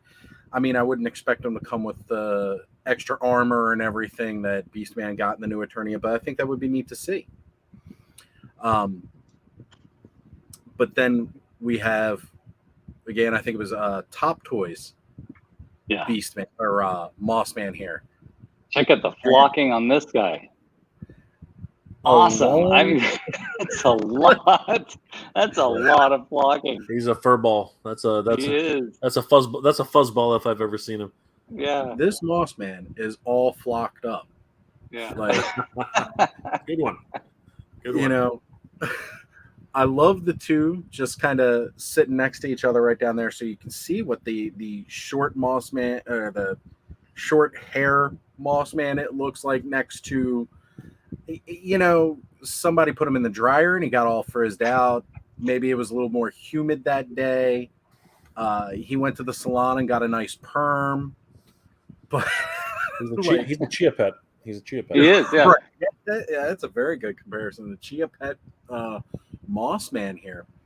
And one of the other neat things about this Top Toys Mossman is that he's actually done in a blue molded plastic, and they painted the green over top of it. So sometimes when the figure has some wear and tear to it, you start to see these blue spots on your Mossman, which kind of makes him look a little moldy, you know, like, you know, he's got some mold growing on him. He's got, you know, something a little extra out there, but I mean, that's crazy. I love that. Yeah, he's such a unique variant. He's suffering from mange. Yeah, mange. Exactly. The Mossman I have has some serious mange going on. Mine did too. I feel like I've seen, just to respond to Gamer Buddy here, I feel like I've seen a custom Mossman Chia Pet out there. So maybe it exists. I'd have to look into that and see. Either I dreamt it or I actually saw it. I don't know which, but it definitely needs to exist. Yeah. Well, Bob Ross probably ate him. Bob Ross beat him out for sure. It does seem like a missed opportunity. Ryan said, "Moss manscaping required." Yep. Got to get that landing strip. I just want to throw this out here. This is, we're not going to have a lot of time to talk about PowerCon. In fact, everybody, including Jay here, has talked about PowerCon and stuff. But I saw this pop up when I was looking at PowerCon reveals. I don't know if this was a PowerCon reveal, but for people who are fans of Masters, and there's definitely a tie-in to the artwork of Frank Frazetta. And I saw this from Zola World. Jay, do you know about this? I was about to say, is that real? It's real. Really? Like this is, who's the manufacturer? Zola World. Yeah, and I saw this, and there's also a couple of other figures too that they've made. So I'm gonna really sort of, hopefully in a future episode we can talk a little bit more about this. But I really wanted to. Oz, you got a fan here chiming in? I do. That's my friend Althea. She another live stream event that I used to go to quite frequently, narrations of horror stories and stuff. And I'm glad that you jumped on and you're joining us here, checking out one of my other big hobbies that I do. Welcome to it. Oh, here you go. Don't blush. You really tell on these cheeks too.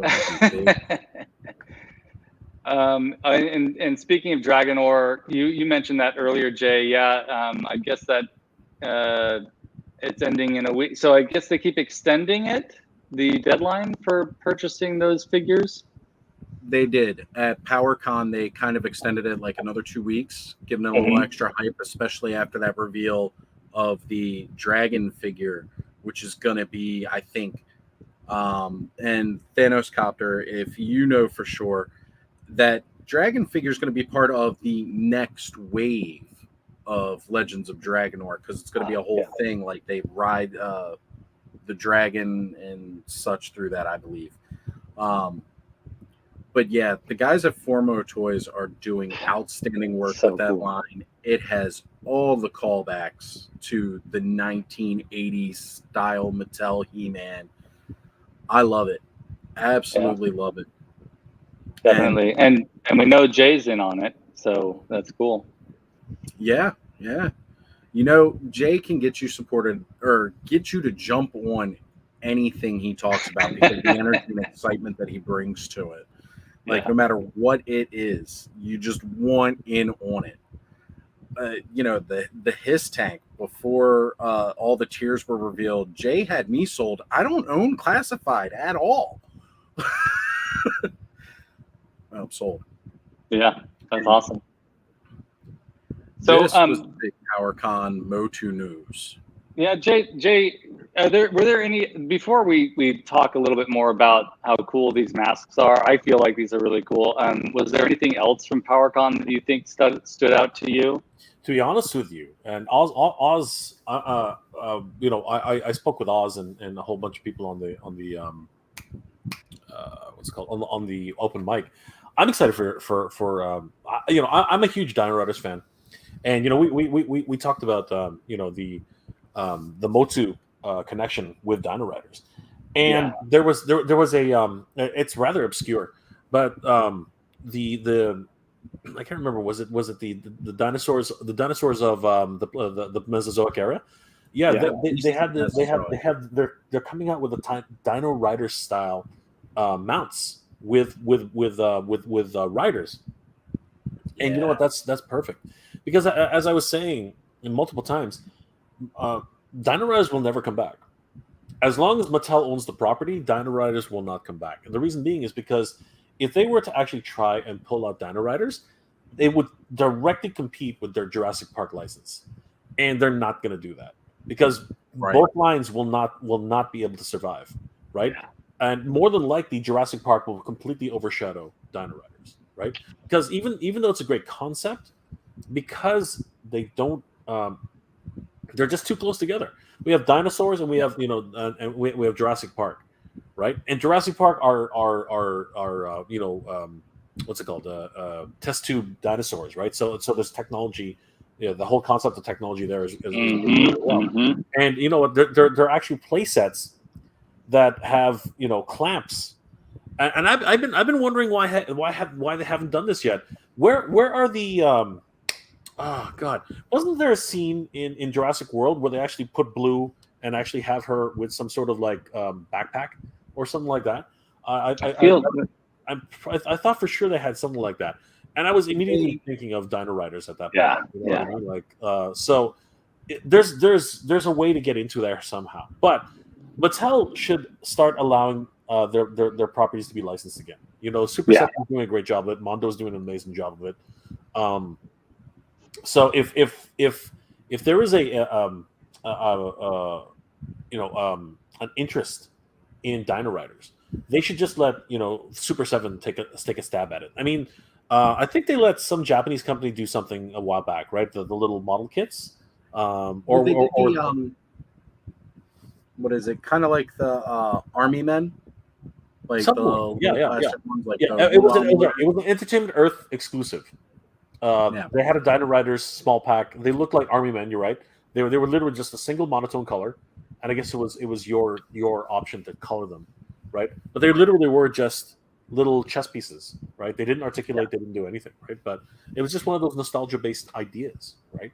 I guess it was just to see and test the waters if it was ever going to fly, right? But the dinosaurs of the Mesozoic era, they have these new figures, and that's the one that excited me. Ironically, it wasn't anything to do with Master Universe on that level, right? Since we're talking about PowerCon, since you got Beastman up here, these things look like they literally took the heads of each of the Master Universe figures, plopped them out, remolded them, and are selling them as full size.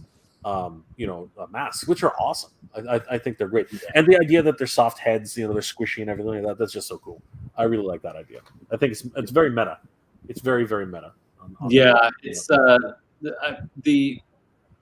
When I was a kid, I wanted a Beastman costume.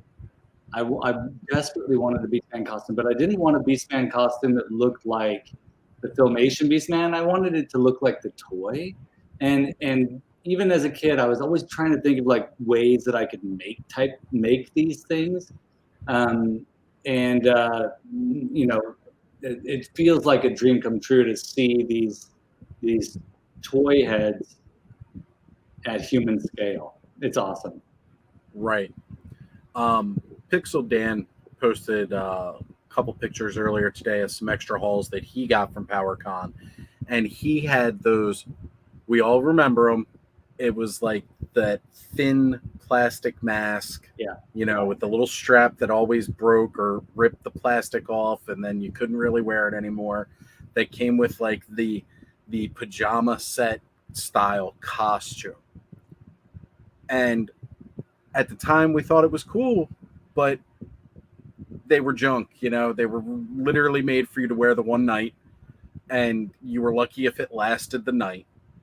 But this is what we wanted as kids.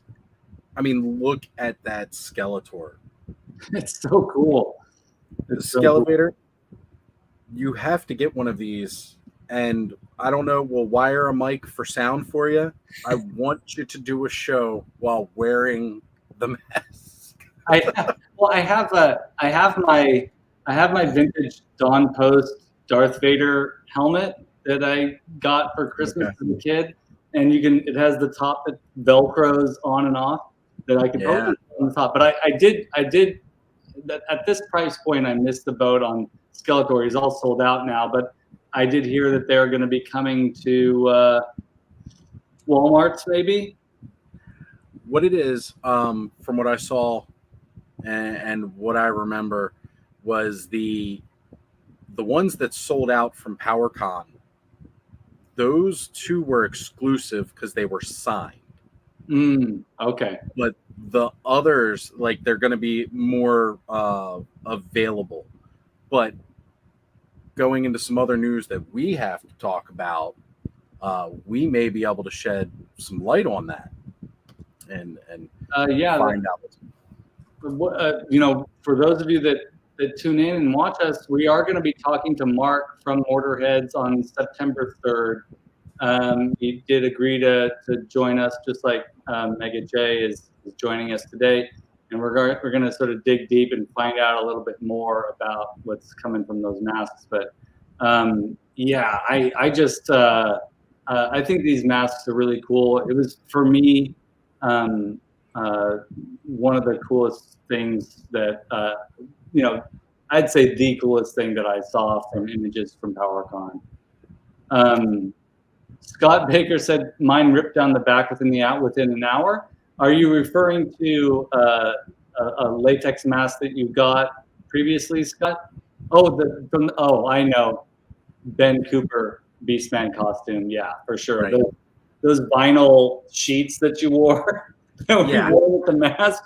Yeah, definitely falling apart. More like a painting smock. Yeah, exactly.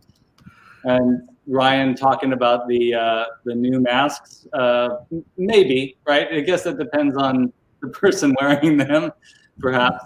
But yeah. That's up to you all. That's up to you adults out there. That's right. But yeah, when you told me about this the other day, that just kind of it really blew my mind. I mean, that's going to be a really big thing. We're going to be able to talk with him a lot more about the masks. Yeah. I want to find out is the Stinkor mask going to smell like patchouli? Well, I mean, I think that's what's really on everybody's mind.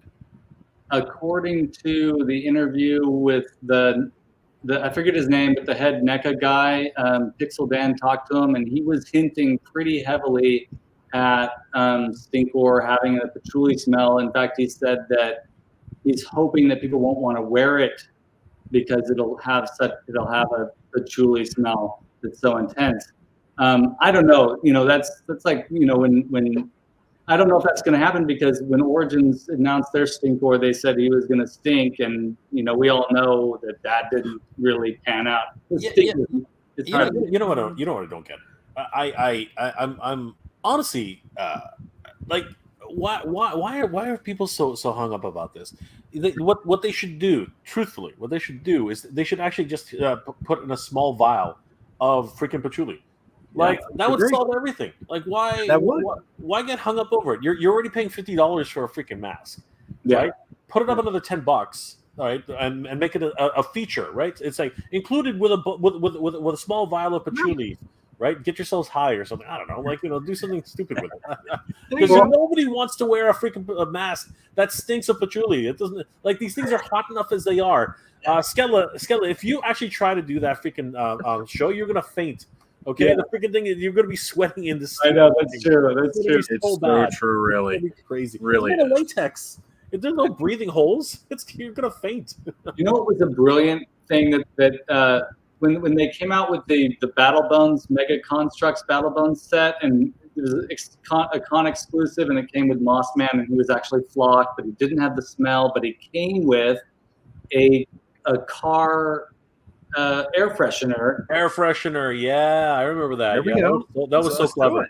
The mask just needed an air freshener on a string. Yeah, you can literally wear it. You can literally wear it and walk around. Hey, look, I stink. Yeah. And look at me. I'm from the 1970s. Patchouli is everywhere. Yeah. It made a big comeback in the 90s. I don't know if you guys remember that, but there was a big comeback. A little bit. It was kind of popular again.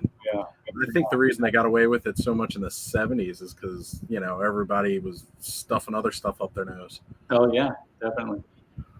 But I think what was that? They had the power ring, Power ring, exactly. Yeah. I think if they do make those masks scented, it would be I don't think it would be powerful enough. I think that someone's going to step in and say, no, let's tame it down a little bit. But they did hint also that there might be a Mossman. So that's cool. I mean, no reason not to do those variant characters, since you're already using the original molds. Yeah. Got to make the most out of it.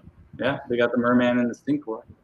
Yeah, but the going back to Stinkor from the new Origins line, it's funny. I have was donated to me from a friend several of the vintage toys, because I lost all of my vintage toys. I didn't have them anymore. And Stinkor that he gave me, that Stinkor smells. It's a more potent smell to that one from back in the 1980s than the new Stinkor came with.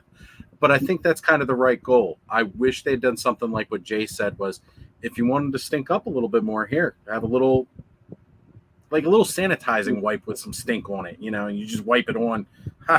He smells. Yeah. Give people the option, because obviously they're a little bit afraid of what people will, how people will react, and that makes sense. Althea, I smell like patchouli. I wear it as perfume. There you go. Hey, that's right. A lot of people own it. That's right. So, any final thoughts, Oz, before we thank Jay for being here? Well, I did want to bring up, I know you and I talked about it earlier this week. We are going to be doing Mo Tuesdays. Yes. I did want to bring that up because that's going to be something we're going to be doing. We're going to have a smaller, much more limited show on Tuesdays talking about the Mo Tuesday news of the week, which it's been small news here and there. So I'm really looking forward to seeing everybody joining us on Tuesdays. It'll be a little bit, just a small show. Yeah, we're excited to pop on and just talk about what was revealed for the day. I think it can only get, I don't know if either of you guys have any predictions for the upcoming Mo Tuesdays, but I feel like this last one was it felt a little lackluster for me, but I feel like as they progress, we're probably going to lead up to the Eternia price reveal. And there's probably going to be a few more interesting reveals. I think Too Bad was really awesome, was an awesome reveal. Do you guys have any predictions? I think definitely that's what they're going to do. We're going to see kind of a crescendo leading up to that October 12th. Yeah. That's when we're going to get it's going to get bigger news as we go along. I really feel like, because each week it's kind of been small news. It's not been anything big. It's been a little bit more on this, or hey, we're dropping this kind of new product kind of thing. But I think it's just small news added up over time, and we're going to see some bigger reveals towards the end. When is Hina's birthday again? It's October, or is it September? 12th. Sorry, September something. When was it again? October 12th. October 12th. Okay, so we have a month and a half then. Actually, we're closer to 2 months now, isn't it? Yeah, closer to 2 months. Yeah, closer to 2 months. Okay, so they need to draw this out. I mean, that is the obvious. I mean, that's why, and that means that we have at least, I guess the first 12 episodes of MOTU, 2000X MOTU, right? The Mike Young series. So they're definitely going to draw this out. The amount of reveals that they had at PowerCon, at San Diego Comic-Con, were extensive. I mean, we're all the Snake Men were basically revealed. The obviously Chemicon and Grizzlor, which were not very well received. And we know about the 4-set, so we're definitely going to find out the price of the 4-set, right? Yeah. The 40th anniversary stores. We're going to find out the price of. I don't think Chemicon is going to be too much different than anything else, but we're going to find out those release dates for sure, right? I would imagine. And you know what really sucks is that just like with Wondar, they only give you like 2 or 3 days notice. So basically, the Mo Tuesdays would be the perfect time to actually announce it, and then a few days later, get it would fit ready, the pattern, right? And just get pissed off. And then the rest of the time, I really am hoping that eventually we're gonna find out about additional figures down the line, right? Because we've already found out about Too Bad, and I think it would be really cool because just by the continual release schedule and what they keep showing on the box tops and the box art, right? We possibly could get a what's it called, some of the giants, right? We could get 2 of the giants. We can get some dinosaurs, right? We could probably get a pink Swiftwind, which kind of pisses me off. But anyway, that's a discussion for a later date. We'll talk about that your next stream. Pretty much. I think it's going to be a therapy session. I mean, I don't mind a pink Swiftwind. It lines up with the right. Free, right? But I mean, you're already going the Filmation route. If you wanted to do that, like, you might as well release a true Princess of Power at that point. You know what I mean? I just don't see her matching up with a pink Swiftwind. Anyway, I'm venting now. But yeah, I'm hoping that more Princess Power, releases will be made, because we already know that Frost is on the way, right? I think Flood Arena has been mentioned a couple times, right? So I'm hoping Glimmer is announced. You know what I mean? I'm hoping that Glimmer is announced and Queen Angela. I'm hoping that for the world, really, at the end of the day.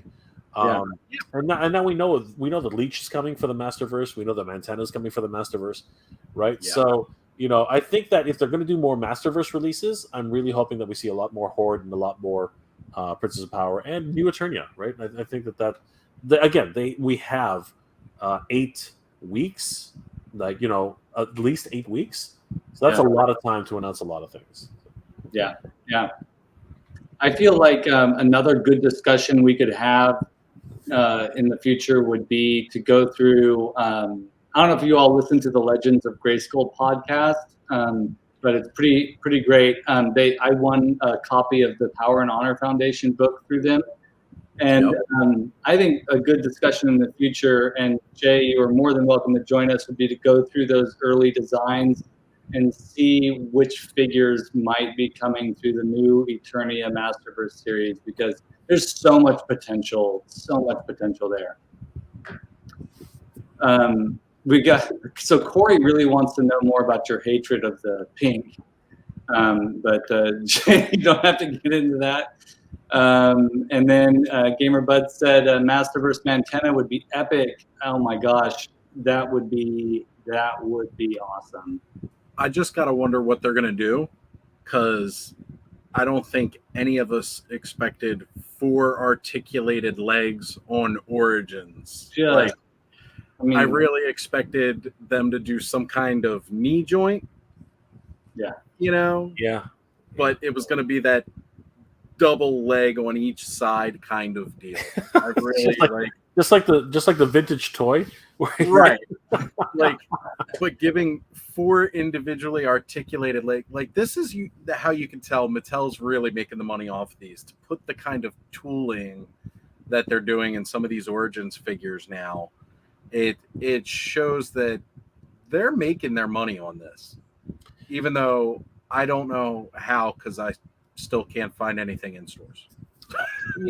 I think that they're in it for the long haul now. They've made a commitment to 2023, and I think that they figured that they've realized, that there is a market for these, but God knows where they're sending these things, because honestly, here up in Canada, we haven't seen a new wave in months. We haven't seen a new wave in months.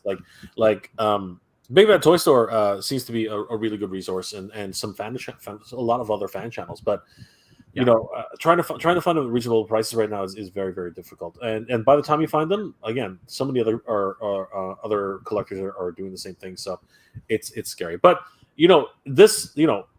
obviously we're going to get Modulok.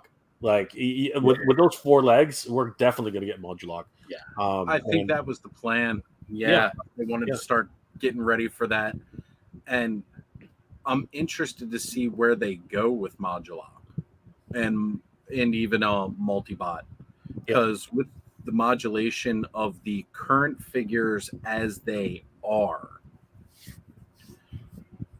what more can they do? I think that again, we talked about this last time. I think the once you get Multibot and Modulok out there, the possibilities are endless for the part swapping and the character creating world that we can have through Origins. It's going to be, I feel like they can all Mattel has to do is give us Modulok and give us Multibot and give us a box of parts, of Origins parts, heads, arms, legs, all kinds of things, and then we've just got. Maybe they don't want to do that because that would just sort of end things. Maybe that would end their line, but that would be certainly a way to go out. Right. I'm not sure. Again, it's how they're distributing these things is really the question. And you know what? They really are leaning They really are looking like they're starting to lean towards an online model eventually, right? Mhm. But it's reaching some sort of market, and they wouldn't be selling these things if they're not actually making any money. That'll be suicide. Right. So there must be ways that people are getting these things, right? Yeah. And we do see the clearances, and everything like that. But at the end of the day, at the time anyway, and I think that this was their saving grace. I think it really was.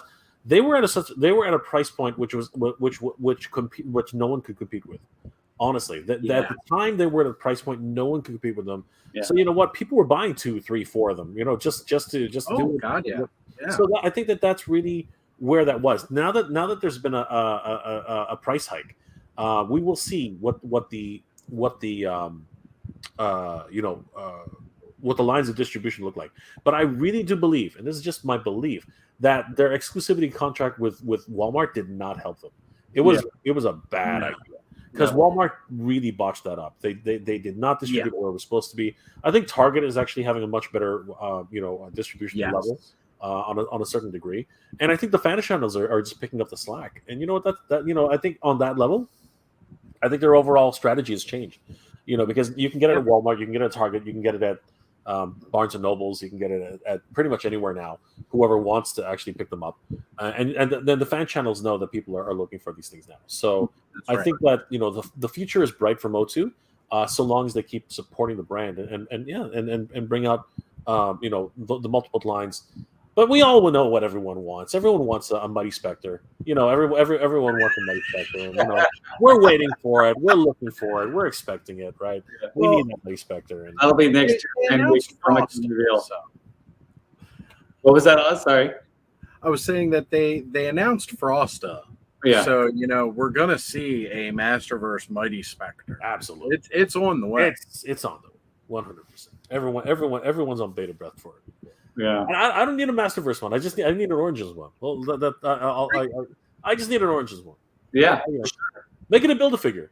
Put a piece of him. There you go. Put a piece of him in everywhere. Put a piece of him. Hey, this is Corey supported us on the idea of a set of spare body parts. Yeah. That can be. They don't even have to announce it, but there can be all the parts for Mighty Spectre in this box, this set of spare body parts, and then we get to discover it, right? That would be so hilarious. It would be the funniest thing ever, I think. That would be really. I think it'd be great. And maybe Scott will give Origins a little bit more love. I mean, he says he loves it, but complicated. You know what? I am truly wondering as well if a Build-A-Figure situation is something that they could implement into Origins at some point.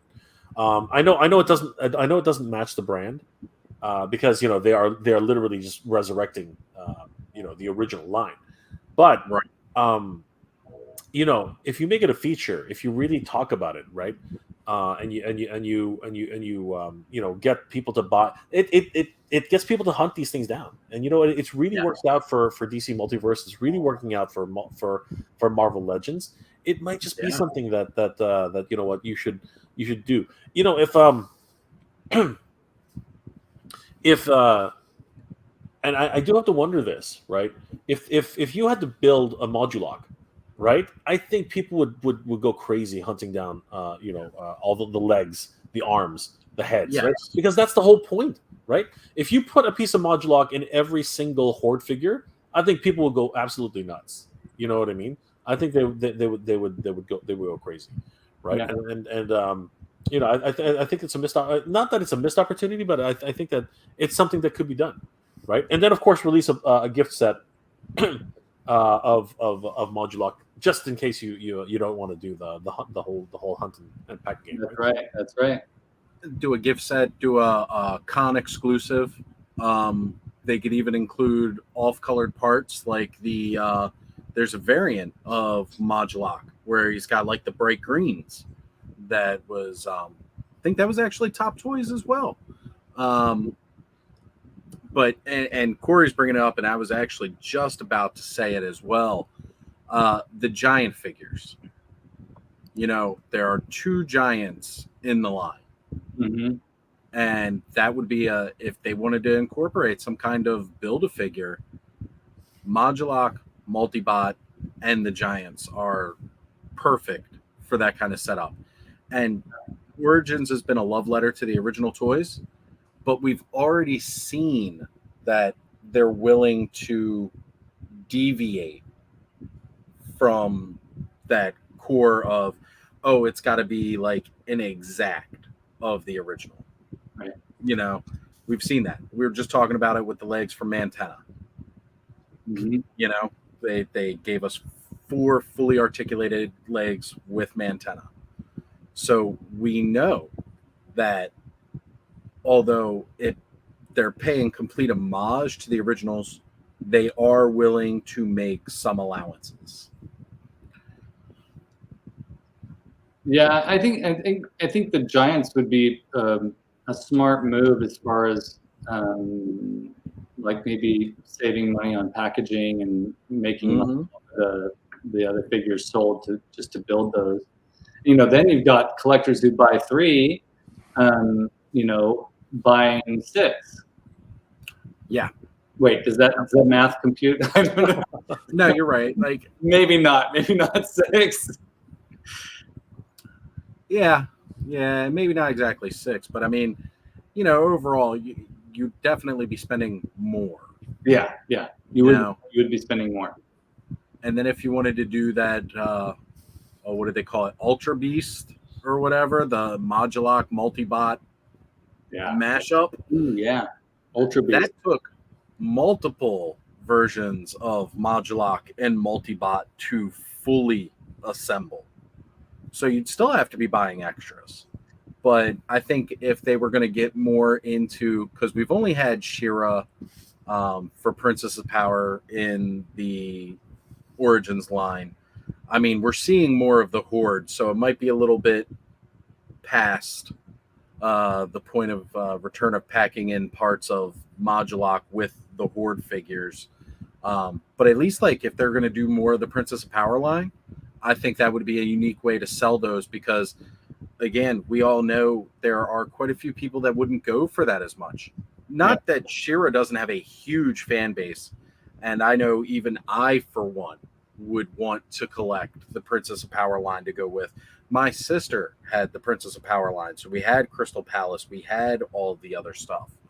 So maybe doing something like that, and if we were to see more of the Powers of Grayskull line that never really made it out, putting that into doing the Giants from Preternia, because that's kind of like where they were from.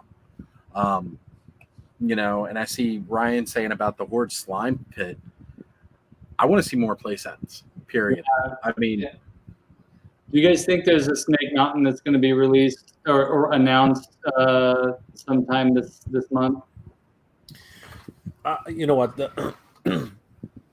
It's a possibility. But I think I don't. The real problem with playsets is that as wonderful as the Grayskull behind you is, it didn't get to market very well, right? And it just boils down to that whole poor distribution from Walmart, right. Right, because that was a Walmart exclusive for the longest time, right? And they just botched that up. So, retailers are scared. Retailers don't want to, and that's why Eternia is going to be a crowdsourced project. Yeah. But in terms of a Snake Mountain, what exactly do you do though, right? Because if like that's Castle Grayskull is completely new tooling. It's brand new. It's from the ground up. It's a wonderful playset. Like absolutely, if you haven't pulled the trigger on it, pull it now. Especially while they're starting to go on clearance. Definitely go pick it up. It's an incredible playset. It really is. But Snake Mountain at full price. I mean, it's not going to be. It unfortunately, especially with inflation the way it is now, it's not going to be $89. It's not going to be $89. It's going to be closer to 100, closer to maybe even 120. You know what I mean? Like, and is anybody willing to pick up a $120 Fortress? I think there are, but then you know what? It has to come. And here's the problem: if you really want to get the nostalgia going, if you really want to get everything that all the bells and whistles are going, it's got to have a speaker, right? Yeah. It's got to have the voice modulation, right? Yeah, it's got to do all that, and that's going to add to the bottom line, right? So there's the problem. It could be upwards of $150, and if you want to get really fancy, it's got maybe because it's not expensive, but it's not cheap. You do the Bluetooth thing that they were talking about for the original for the classic Snake Mountain. Yeah, you know what I mean. You actually put that in there, right? And that's where things get really complex, right? Yeah.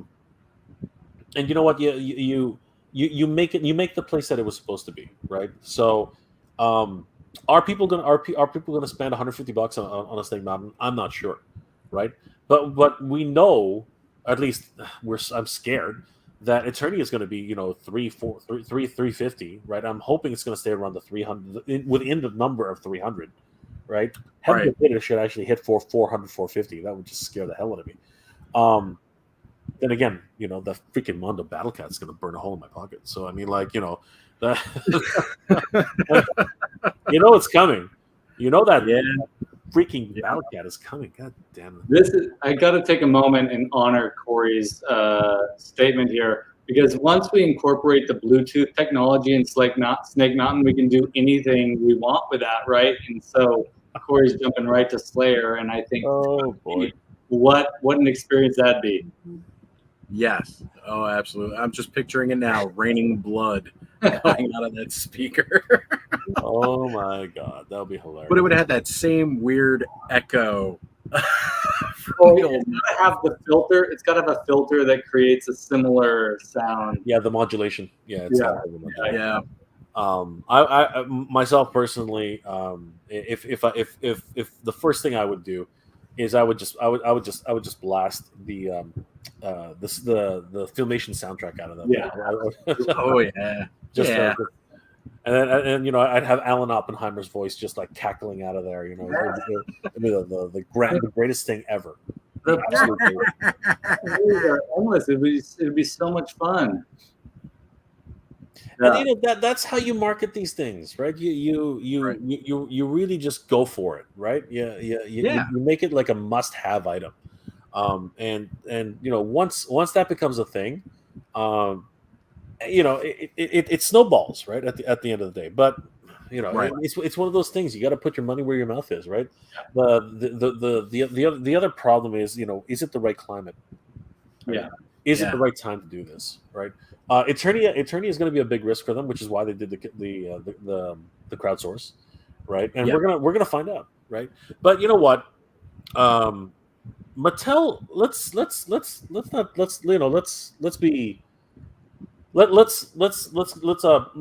be generous here, and if anybody the WWE ring, the one that they did their first kicks, not sure if it's for their first one, but the one which really they botched that. Okay, I'm not going to lie about it. They did not do any advertising on it, not the way they're supposed to, right? If it wasn't for a whole bunch of YouTubers, including Pixel Dan, myself, a whole bunch of other people who talk about it, I don't think anybody even realized it was around, right?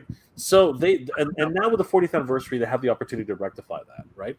But my actual point was the price on that ring was not bad. Right, even with its base offerings, it was actually priced pretty well. If they were to do the same thing with Eternia, I think it'll sell through quite quickly. I think they have the potential of having another HISS tank on their hands.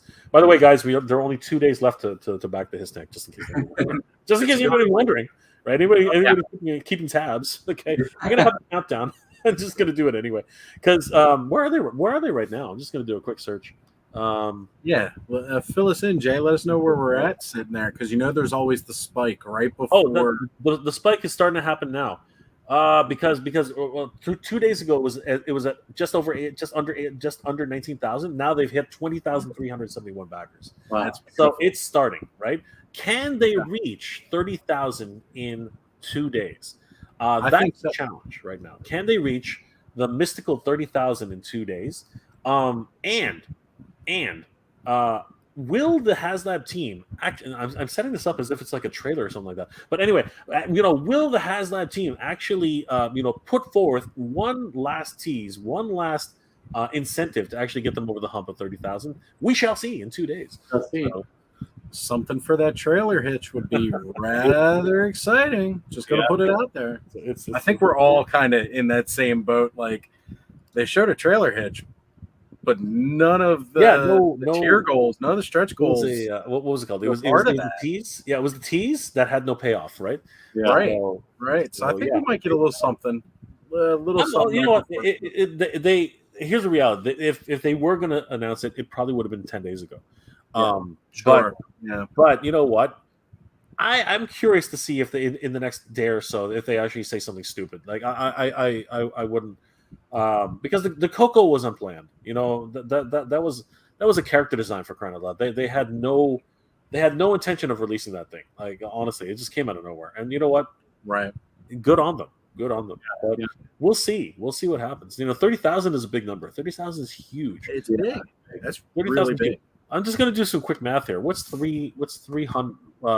It's 390. Is it 399? It's 299, right? What's 300 times 30,000? Holy schmackies! That is $9 million. That's $9 million. Yeah, that's a lot of change, man. That's a lot. Yeah, it is. That's a lot of change. $9 million, and that's for one product. That's for you're talking one product. And let's face it, all the tooling cost and everything else for the HISS tank and all the extras that come with it, it's already been covered. Oh yeah.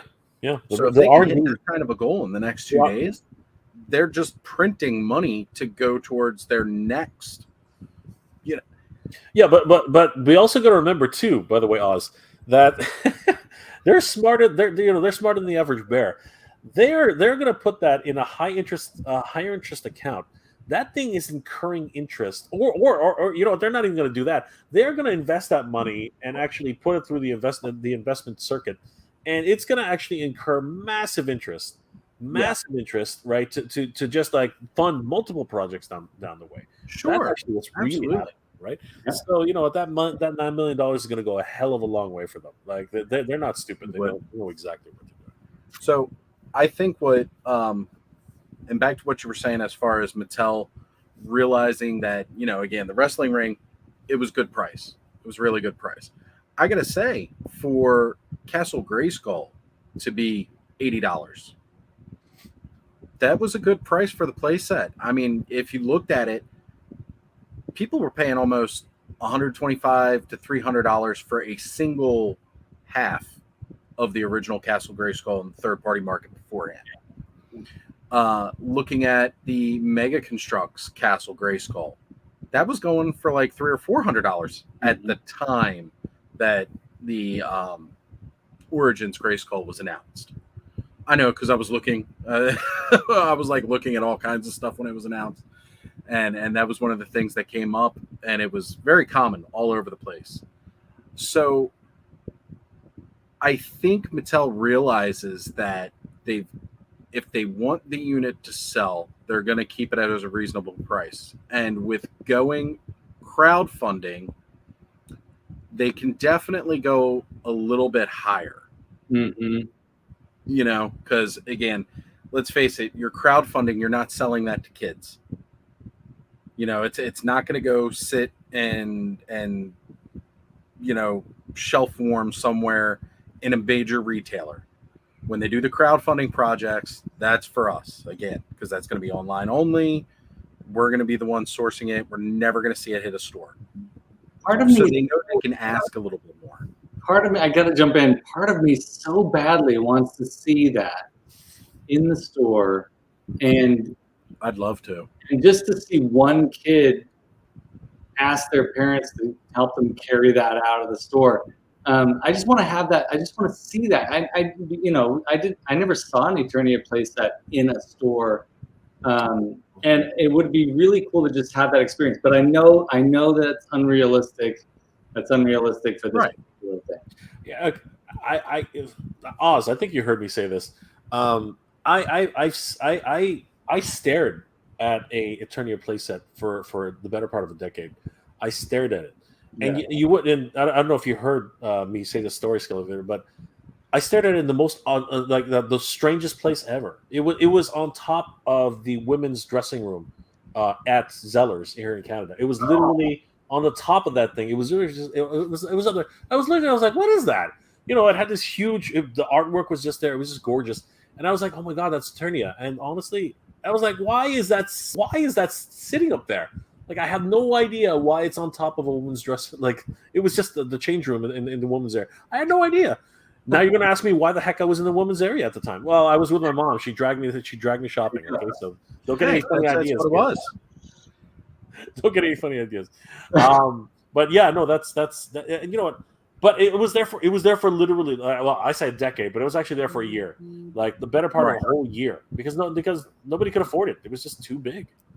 Yeah. So they're going to the right market with the crowdfunding, but I'm hoping they are really paying attention to how these HasLabs have been going. Yeah. We've got the Star Wars HasLab team that just cannot connect. They've lost the plot a long time ago. They've on the Star Wars side. They have no connection with the fans any longer. None whatsoever. They have no idea what the fans. So weird. Yeah, and then you have the G.I. Joe team, which it seems like those guys can just print gold. And the Sky Striker, huge, sold. Well, hold on, Oz. The Sky Striker had a rough road though. Like let's admit it wasn't as easy as his tank, that's for sure. Yeah, they had to pivot. You know, here's what I will say about the Sky Striker. The unlike the Star Wars team, especially because they were parallel on that one. Unlike the Star Wars team, the G.I. Joe team recognized we fucked up. Okay, pardon me for saying that, but we screwed up. We screwed up large. Now we got to do something. So they said, okay, bring in Cobra Commander. Let's rescue this thing, and that's exactly what they did. Yeah. Right? They fessed up. They're like, okay, it's obvious the what's it called, the blast effects and everything like that. Even though the base offerings were damn good, people were still not convinced. And all of a sudden, it just came in. You know what? How much does it cost to print to create 3 more O-rings? Screw it, just include them. And you know what? Right. That turned everything around. Unlike the freaking Star Wars has like, it was like, oh no, people will buy it. It's $300, but they'll buy it. It's Star Wars. It says Star Wars on it. People are just gonna gobble it up. Star Wars. Throw them another Gamorrean guard. No one has 2 of those. We have 5 of them. Bag of bones. We have 5 of them. The bag of bones was the problem. That sealed their fate. When people saw the bag of bones, they were like, "Do you really do think we're idiots?" Their hearts. Right. Everyone's hearts dropped. Yeah, you really do. No, but people at that point were like, "You really do think we're a whole bunch of morons, don't you?" Yeah. Like, we are not gonna eat. We're not gonna freaking, like, you were literally telling us to pick our teeth with those bones. That doesn't make any freaking sense. No. Right? Instead of and then you know what? You could have rescued it, right? You could have freaking rescued it. You could have put Malakili. Forget Hut Slayer. That's never gonna happen. We already know that. Yeah. You could have put Malakili. But instead you freaking give us a freaking little something, a freaking desert monkey. You know what I mean? Like why would you do that? That's insult after insult, and then you say, oh, by the way, you have to reach what was it, 20,000 tier just to reach the actual Luke Skywalker, which they're releasing now anyway. Yeah, he's still coming out. Nobody missed out on him. No. Right, and you know what, the fans are like, screw you guys. Right? I agree. I gotta agree with this statement. It's the Lucasfilm thing more than Hasbro. Yeah, I think Lucasfilm is tying Hasbro's hands with a lot of this stuff. It could very well be. Could be. It's the only line that you don't see really succeeding in this department. You know, the guys at Marvel Legends, they're doing great. You know, all their other lines are doing really well. Star Wars is the one that just seems to be the most. Okay, yeah. I mean, I can see that too. You know, especially with the considerations of what happened in the last HasLab. I mean, like, why the heck would you name the damn lightsaber after somebody who gave up? Okay, spoilers ahead. right? But you know, and I'm gonna say it right now. Why would you name a lightsaber an Inquisitor lightsaber after the person who's gonna give up being an Inquisitor? Like, why would you do that? That doesn't make any sense. You basically just killed any aspirations to fund that thing, right? Yeah. And I get it. It's to actually get excitement for the TV show, but the damn thing doesn't even spin. It's the one thing that it's supposed to do. It doesn't freaking spin. What the hell? I've said it in various people's chats. There is no reason that lightsaber cannot spin, because the Inquisitor toy lightsaber for the Rebels toys, when they were doing like those build a lightsaber gimmicks, and they had the one for Rebels, it spun on a ratchet. You could do, and it would go, and then that's all it did. It wasn't a lot. So you can't tell me they couldn't work out a spinning mechanic in that thing. They could have, but you know, they championed the idea that it'll make a glowing thing when you hit this certain section. It'll make different noises and everything like that. You know what? Screw that. We've already seen that from other lightsabers at a cheaper price. I don't. It's so disingenuous. This is the first time this has ever been done in a lightsaber. Whatever. We've had Darth Maul's lightsaber for years. What the hell's wrong with you guys? There was nothing original about that lightsaber. I want to point out what Andy has been saying here, pointing out how the Mad Saki sold out at $450, how the Shogun Warriors 250 sold out as well. Like, it feel like I feel almost sorry for the people who are for Hasbro and for Mattel and for Super 7 or whoever's making toys, because it's always a gamble. What are people going to actually be interested in? What are people actually going to invest in? And you know, I think that it must be so difficult. Yeah, but sure. you are talking about very niche and collectible items, right? I mean, Madsky, come on, it's Madsky, right? I mean, the guy's right. The guy has his own audience, right? So that's one thing. I mean, and you know, and not to derail or you know lessen what Andy's saying. That's not what I'm trying to do here. But I will say that the Shogun Warriors, again, there's only of course people who want that are going to buy it, because you know what? There's a dedicated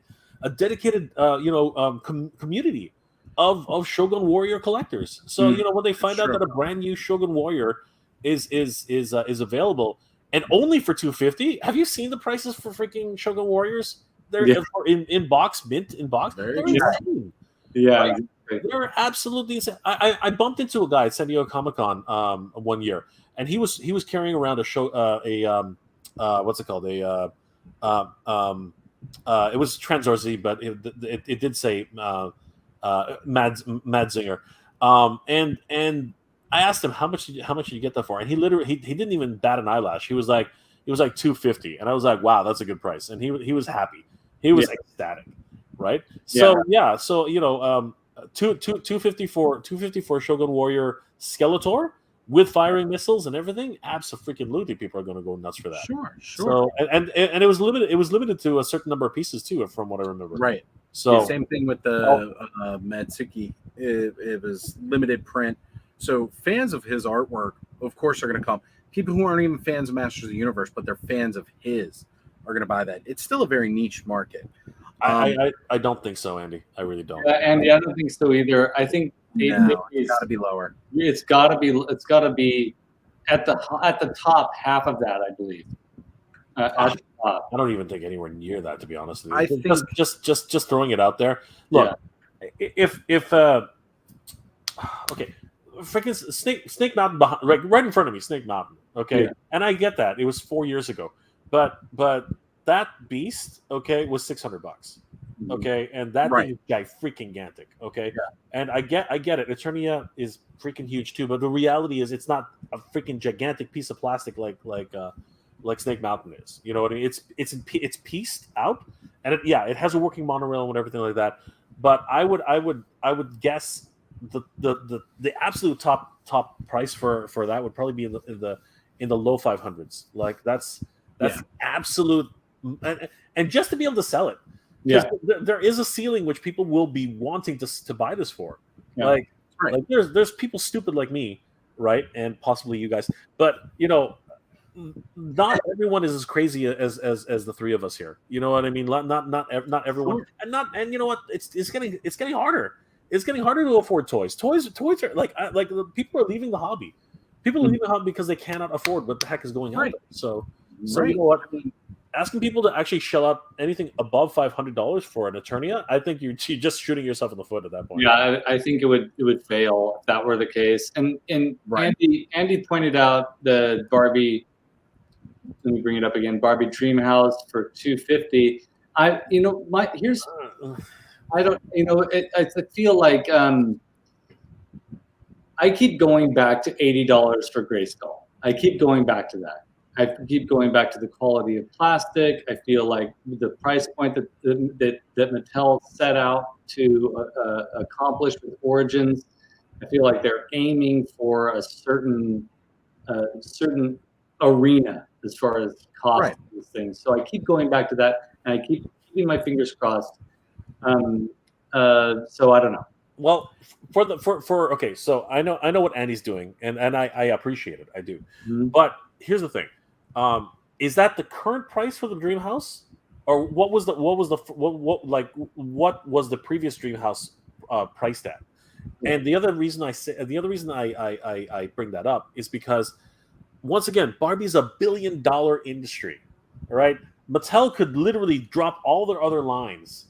Every single other, with the exception of Hot Wheels, they could probably drop every single other one of their lines and still subsist on Barbie and Hot Wheels alone. Yes, absolutely. They don't need any other lines. This is just, well, I mean, I say that, but the reality is the two lines which they will never drop is Barbie and Hot Wheels. They will never, ever, ever, ever drop those two lines because it just makes them too much freaking money. So you know what?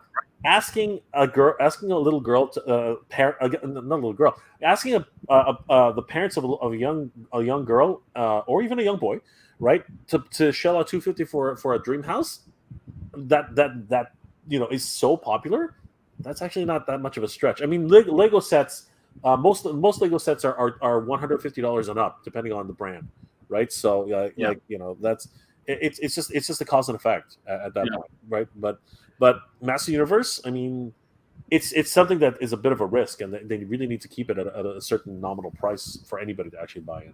I want to go back to what Corey said. Corey was mentioning something really interesting earlier on when we were in a heated discussion, not heated discussion, but intense discussion. Some idiot hit himself in the face when the lightsaber spin and they axed the idea. That could very well be. And then we started talking about that. I didn't post the comment, and then he wrote later on, I feel called out. No, sorry. We were sort of on a roll with this whole thing, so sorry about that. All right, Andy's comment is honestly kind of ridiculous, and I appreciate it, but Andy, come on, dude. That doesn't make any sense. There's no freaking way. No one would touch it. No one would buy it. Sorry, it's his last comment. No one would ever touch that. Not in a million years. I don't think anyone. You know what that is? That is flag that is flag money. Okay, that is USS flag money right there. If and you know what, Joe collectors will pay that. Okay, but even the flag will not be that price. There's no freaking way. The flag. I think the one Hazard project, which I thought was going to be closer to that, was going to be was the Ghostbusters Proton Pack.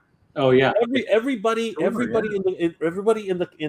customizer community was like, this thing is going to be $1,000, right? Everybody, or $800 to $1,000. I was saying it, right? Geek Dead Life was saying it. Everybody was saying it. And what happened? Holy crap! It's like what was it, like 450, 600? Like what was it? What was the price? It was insane. The price was absolutely mind blowing. I think it was 600, wasn't it, or was it 450? I want to say 450. I think 450. I think it was 450. I want to say 450. That's insane. That is ludicrous. That is absolutely nuts.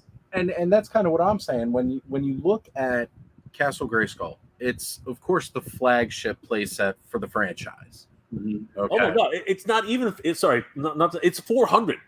It was 400. It was freaking 100. It wasn't even 450. It was $400. Boom! Like mind blown. Sorry, I didn't mean to. No, it's totally fine. So when you look at again, the price range that Mattel is going for with Origins, it's not their most expensive. They don't want a huge price point on their Origins line. Yeah. They want to keep it reasonable. I want to just step in and say to Gamer Bud and to Thanos Copter that the three of us all believe that Eternia playset's not going to exceed, low $500, because Origins is actually, as Oz is saying, as we've all been saying, Origins, I believe, is intended to be affordable. And I don't want to disagree with Andy, but I really don't remember Super 7 Snake Mountain being sold for $1,000. That was third-party market price. That was not Super 7. No. He's talking about he's talking about right now. Right now. He's talking about right now. And Andy, I'll tell you right now, I would never. I'm drooling over. I'm looking for Castle Grayskull, and the base asking price right now is $1,400. Yeah, I will not even think about that. Not even in a million years. No matter how much I love Masters Universe, there's no way I'm paying $1,000 for a play set, which was $300, which was $299, wasn't it? Yeah. It was $299. Screw that. All right, like I love MOTU, but I will not pay that price. There's just there comes a point. Look, if I was making millions of dollars, absolutely, I just go and buy up people's collections here and there. That would be easy. But I'm never saying. And you're hilarious. Yeah, sure, okay. You know what? Never say never. If I win the lottery tomorrow, absolutely, I'm walking over to your house, Andy, and we are going to make that deal. Like, but as it stands right now, there's no freaking way.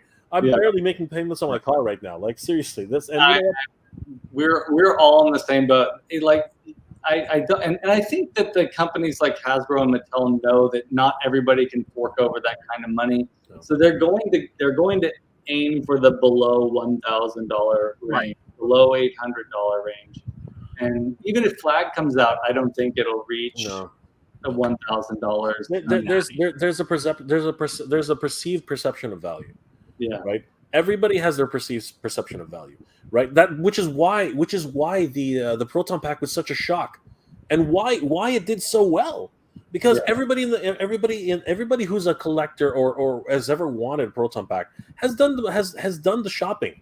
They've gone to customizers, they've gone to people who have actually said, and they said, yeah, you can have a shell, and you got to paint it yourself. The shell costs $400. You know what I mean, by itself, and then you got to do the rest of the work. And then if you want an Alice frame, that's a completely different cost entirely, right? That's why a lot of people, including myself, were like, yeah, there's going to be $600 to $800 minimum, probably even up to $1,200. And then when it came out to like $399, we lost our minds. Yeah, everybody lost their collective minds. It was just crazy. And you know what, Andy, I respect your I respect what you're saying, but truthfully, you still have to think about the perceived value of what people think, right? Also, you also got to think about economies of scale. If they reach their minimum quantity run, then the price goes down, right? So and this is how it usually works with Kickstarters, and I don't have any proof of this, but it's usually the way it is. They usually price it at their minimum requirement run, right? And that's a high price for a MQC, right? Minimum quantity order. Sorry, MQO, right? But throughout the rest of the campaign, if they hit that first number, everything else is just gravy, because the price drops dramatically after you hit your minimum quantity, right? And if you do the next even 30 or 40 units, all of a sudden you're paying way less. And that's when they really are laughing, because they're like, heck, we've already padded this thing for the budget plus some, and now you guys are just literally giving us money. It's hilarious. So, Also, the other thing to take into consideration here too, how much are people willing to pay for old Eternia playset? Yeah, and this is where Andy completely misses the mark. Nobody's paying $3,000 for the old Eternia. People are paying around the $1,200 mark, Yeah. Especially to get a fully complete one in box. In box. But that is because it is so rare. Mm-hmm. If it were available, like you were guaranteed to get all of the pieces new in box, would you be willing to pay $1,200 for that? No. How many people would be? Just No. show us in the chat. I think Andy's just he's messing. Andy's poking the bear. I know what Andy's doing, and you know what? That's fine. That's fine. And you know, Absolutely. And Andy's trying to put some food for thought, and I get it. I understand what Andy's doing, but at the end of the day, no one should be scared about what's going to happen. Yeah, right? We will find out eventually, right? And you know what? Time will tell. Now, and you know, and then we'll have another discussion. We'll come in here and we'll say, Jesus Christ, $1,200. You know what I mean? Like that's we'll have it. Andy was right. Andy was right. Andy was right. Yeah. Wow. Andy, Yeah. Andy. So stay tuned, Andy. Stay tuned, Andy. Yeah. So he said when the pre-order is over, it's over. We'll be back. No, turning on the shelf. Okay, maybe. That might be true. So listen. We're up to 3 hours and 8 minutes, which is really awesome. We want to thank you, Mega J, for being here. Do you have any final thoughts? Where can people find you? What are you up to? And most folks in here already know, but for anybody tuning in later on. Well, first of all, I want to remind everybody to definitely subscribe to Skele Vader's channel.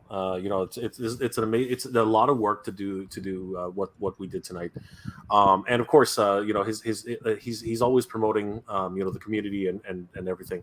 So I want to thank Skele Vader for having me on. Oz, thank you for inviting me as well. Definitely, guys, please leave a like and a follow on Skele Vader's channel, and of course, follow the channel. Make sure that you support channels like Skele Vader. Where can you find me? Of course, on my channel, Mega J Retro or MJR Collector, if you enjoy toy hunts. And you know what? Tomorrow I am going to be unboxing this little guy, as I said in the beginning of the stream. So it's going to be a lot of fun. He's really, really shiny. We can see that. So definitely, guys, join me tomorrow, 8 o'clock Eastern Standard Time. Usually, sometimes if I'm too tired, it gets pushed to 9 o'clock. But you know, definitely, you'll see the notice. Hopefully, if you're subscribed to my channel. But as I said, guys, definitely give Skele Vader a like and a follow. A great channel, always upbeat, and of course, you gotta love. We have to support channels like Skele Vader. Customizing is not an easy job, and of course, the passion that both of these guys, Oz and Skele Vader, bring to the community is something we all need. And yeah, it's been an absolute pleasure. Thank you both for having me. 3 hours, holy crap! Like, you know, it's been great. So many people in the chat, so much collaboration. Right. This is the highlight of my weekend. Right, being able to collaborate with great creators like these, and of course, just having wonderful conversations about you know, and dreaming about what could be and where we are going, and the fact that, you know what, more MOTU in the aisles is never a bad thing. I don't care if it's peg warming. I don't care about anything. I love seeing it. It's just an absolute pleasure. Thank you. Yeah, well, we really appreciated having you on here, and it was really particularly fun for me to take those little side paths down memory lane with the both of you a little bit today, which was really awesome. But yeah, thank you so much, Mega J Retro, for being here. We both really admire what you do, and I just want to say a special thank you also to Oz for really bringing such a great aspect to my channel, which is just with me doing my fun things. So Oz, you're really helping out. And for all of you that have tuned in tonight, I really appreciate it. And Andy, when we find out that you're right, we get all that news, we are going to do a Andy was right episode. That's right. We'll definitely do one. We'll just, you know, we'll have to actually invite you on so that you can come on and sit with us, and we'll talk about it more. For sure. And if you like this stuff, you know, as Mega J said, you know, click like and subscribe. And if you want to support the channel, help us get to a place where we can pay StreamYard so that we can customize it a little bit more. Please feel free to join my Patreon account. That information is down below, and support the channel and our endeavors. And I know money's tight. We were talking about the economy just briefly earlier tonight, and yeah, it's like it's tough, and we're all collectors, and that's a very real thing. So appreciate you being here, and appreciate you considering being part of the Skelevator team, and watching another episode of Toy Frenzy with Skelly and Oz.